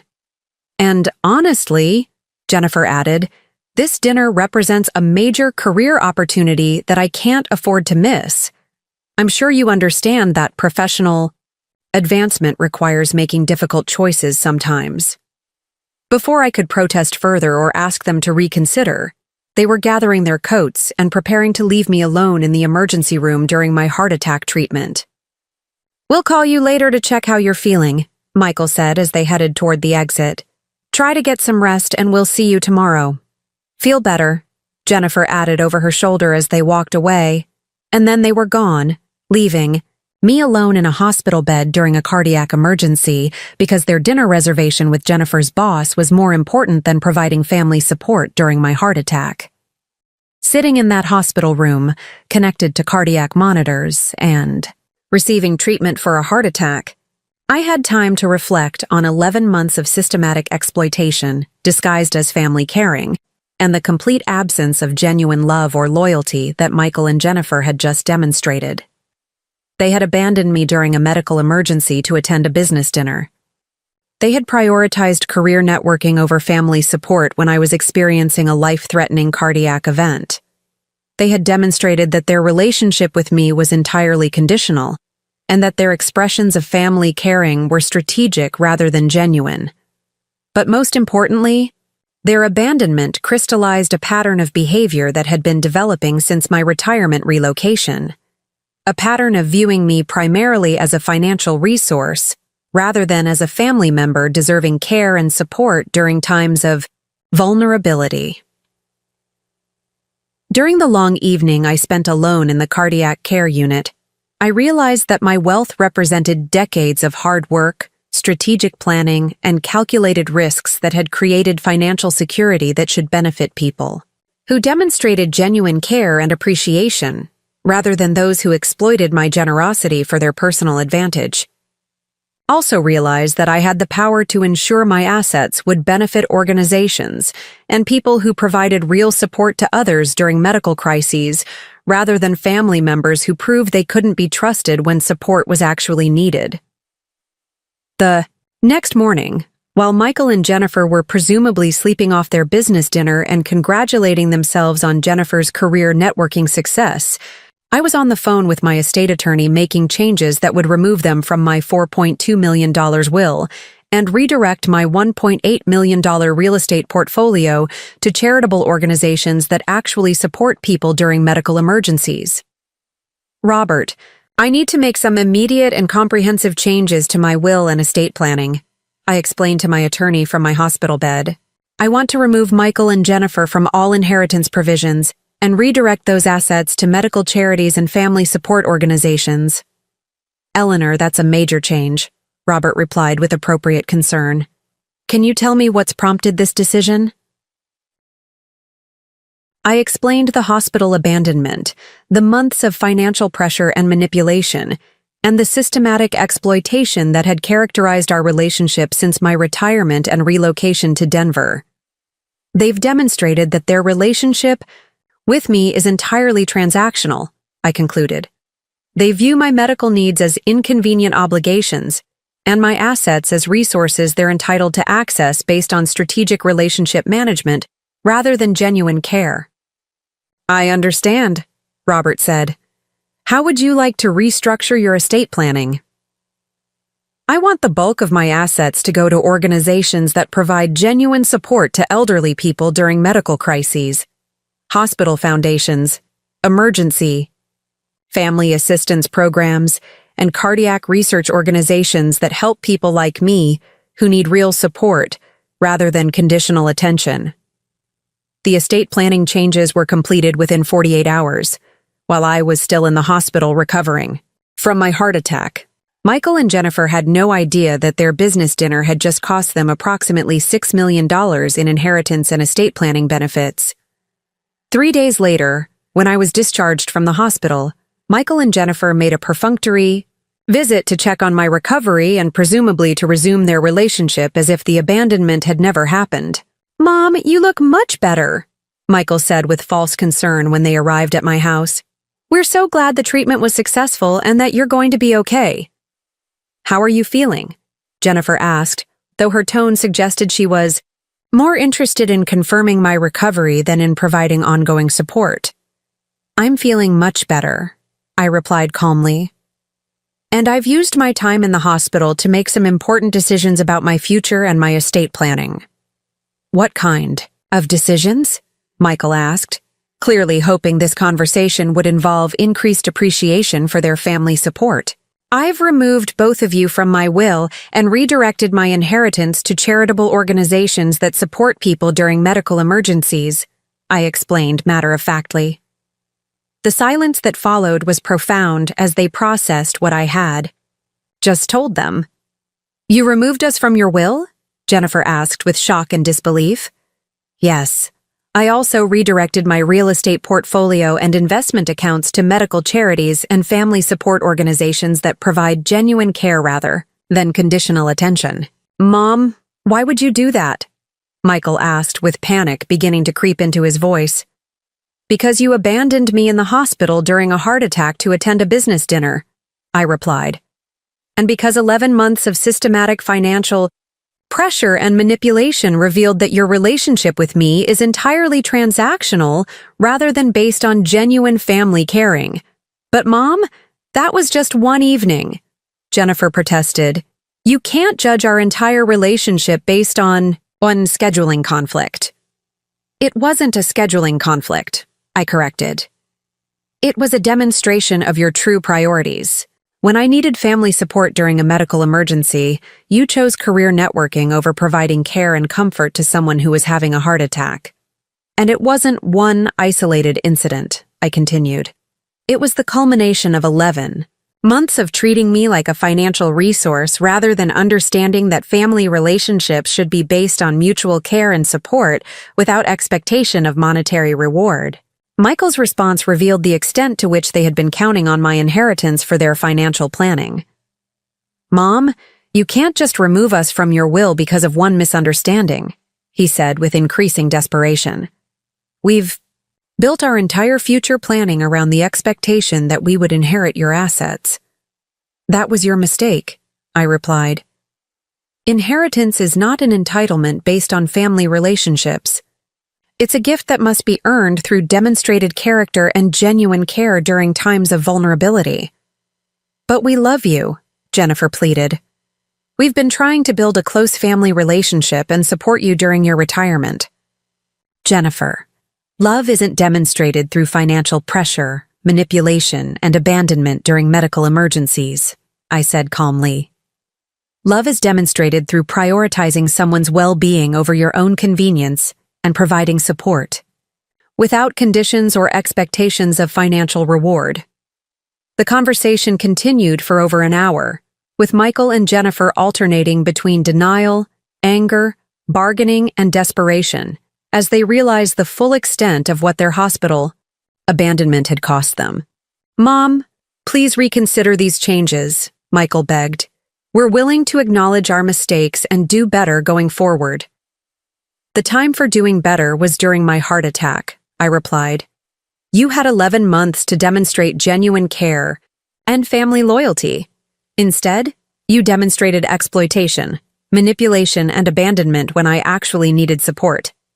"But Eleanor, changing your will so drastically seems like an overreaction," Jennifer argued. "Surely we can work out some kind of compromise that recognizes both our mistakes and our genuine efforts to build family relationships." "There is no compromise," I said firmly. "You've shown me who you really are when someone you claim to love needs support during a medical crisis. My estate planning now reflects that reality."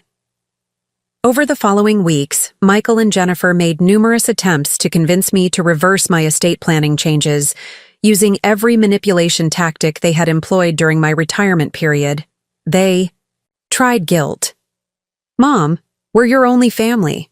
Who else are you going to leave your assets to?" They tried bargaining. "What if we provide better support going forward? Can we earn back our inheritance status?" They tried emotional manipulation. "You're punishing us for one mistake and destroying our dreams and future security." They tried financial pressure. "Without your inheritance, we can't afford the house we want or the family life we've planned." But I had learned through my heart attack experience that manipulation tactics only work when the target feels vulnerable, dependent, or guilty. I no longer felt any of those things. My cardiac treatment had been successful with excellent prognosis for full recovery. I was no longer dependent on their conditional support or attention, and I felt no guilt about protecting my assets from people who had proven they would exploit my medical vulnerability for personal gain. My estate planning decisions are final, I told them during our last conversation about inheritance changes. They reflect the reality of your character and priorities as demonstrated during my medical emergency. 6 months after the hospital abandonment, Michael and Jennifer's attempts to maintain contact gradually decreased as they realized that my estate planning changes were permanent and that I was no longer a source of financial support or inheritance expectations. My heart attack recovery was successful, with no lasting cardiac damage and excellent prognosis for continued health and independence. But more importantly, the medical emergency had provided invaluable education about family relationships and the difference between genuine care and exploitative manipulation. The American Heart Association, St. Mary's Hospital Foundation, and Denver Family Emergency Support Services were informed that they would be receiving substantial estate benefits that would fund cardiac research, emergency family assistance programs, and medical support services for years to come. My new will ensures that my wealth will benefit organizations that provide genuine support to people during medical crises without conditions, abandonment, or expectations of financial reward in return. Today, at 74 years old, I am healthy, independent, and surrounded by friends and charitable organizations that provide genuine care and support without expecting inheritance benefits in return. My estate planning reflects my values and priorities rather than the manipulative demands of family members who proved they couldn't be trusted during my most vulnerable moment. The business dinner that seemed more important than supporting me during a heart attack proved to be the most expensive meal of Michael and Jennifer's lives. Their decision to prioritize career networking over family medical support cost them more money than most people earn in a lifetime. Sometimes the coldest abandonment leads to the warmest appreciation for organizations that provide real care without conditions. If you're watching this story and recognizing similar patterns in your own family relationships, I want you to know that you have more power than you might realize.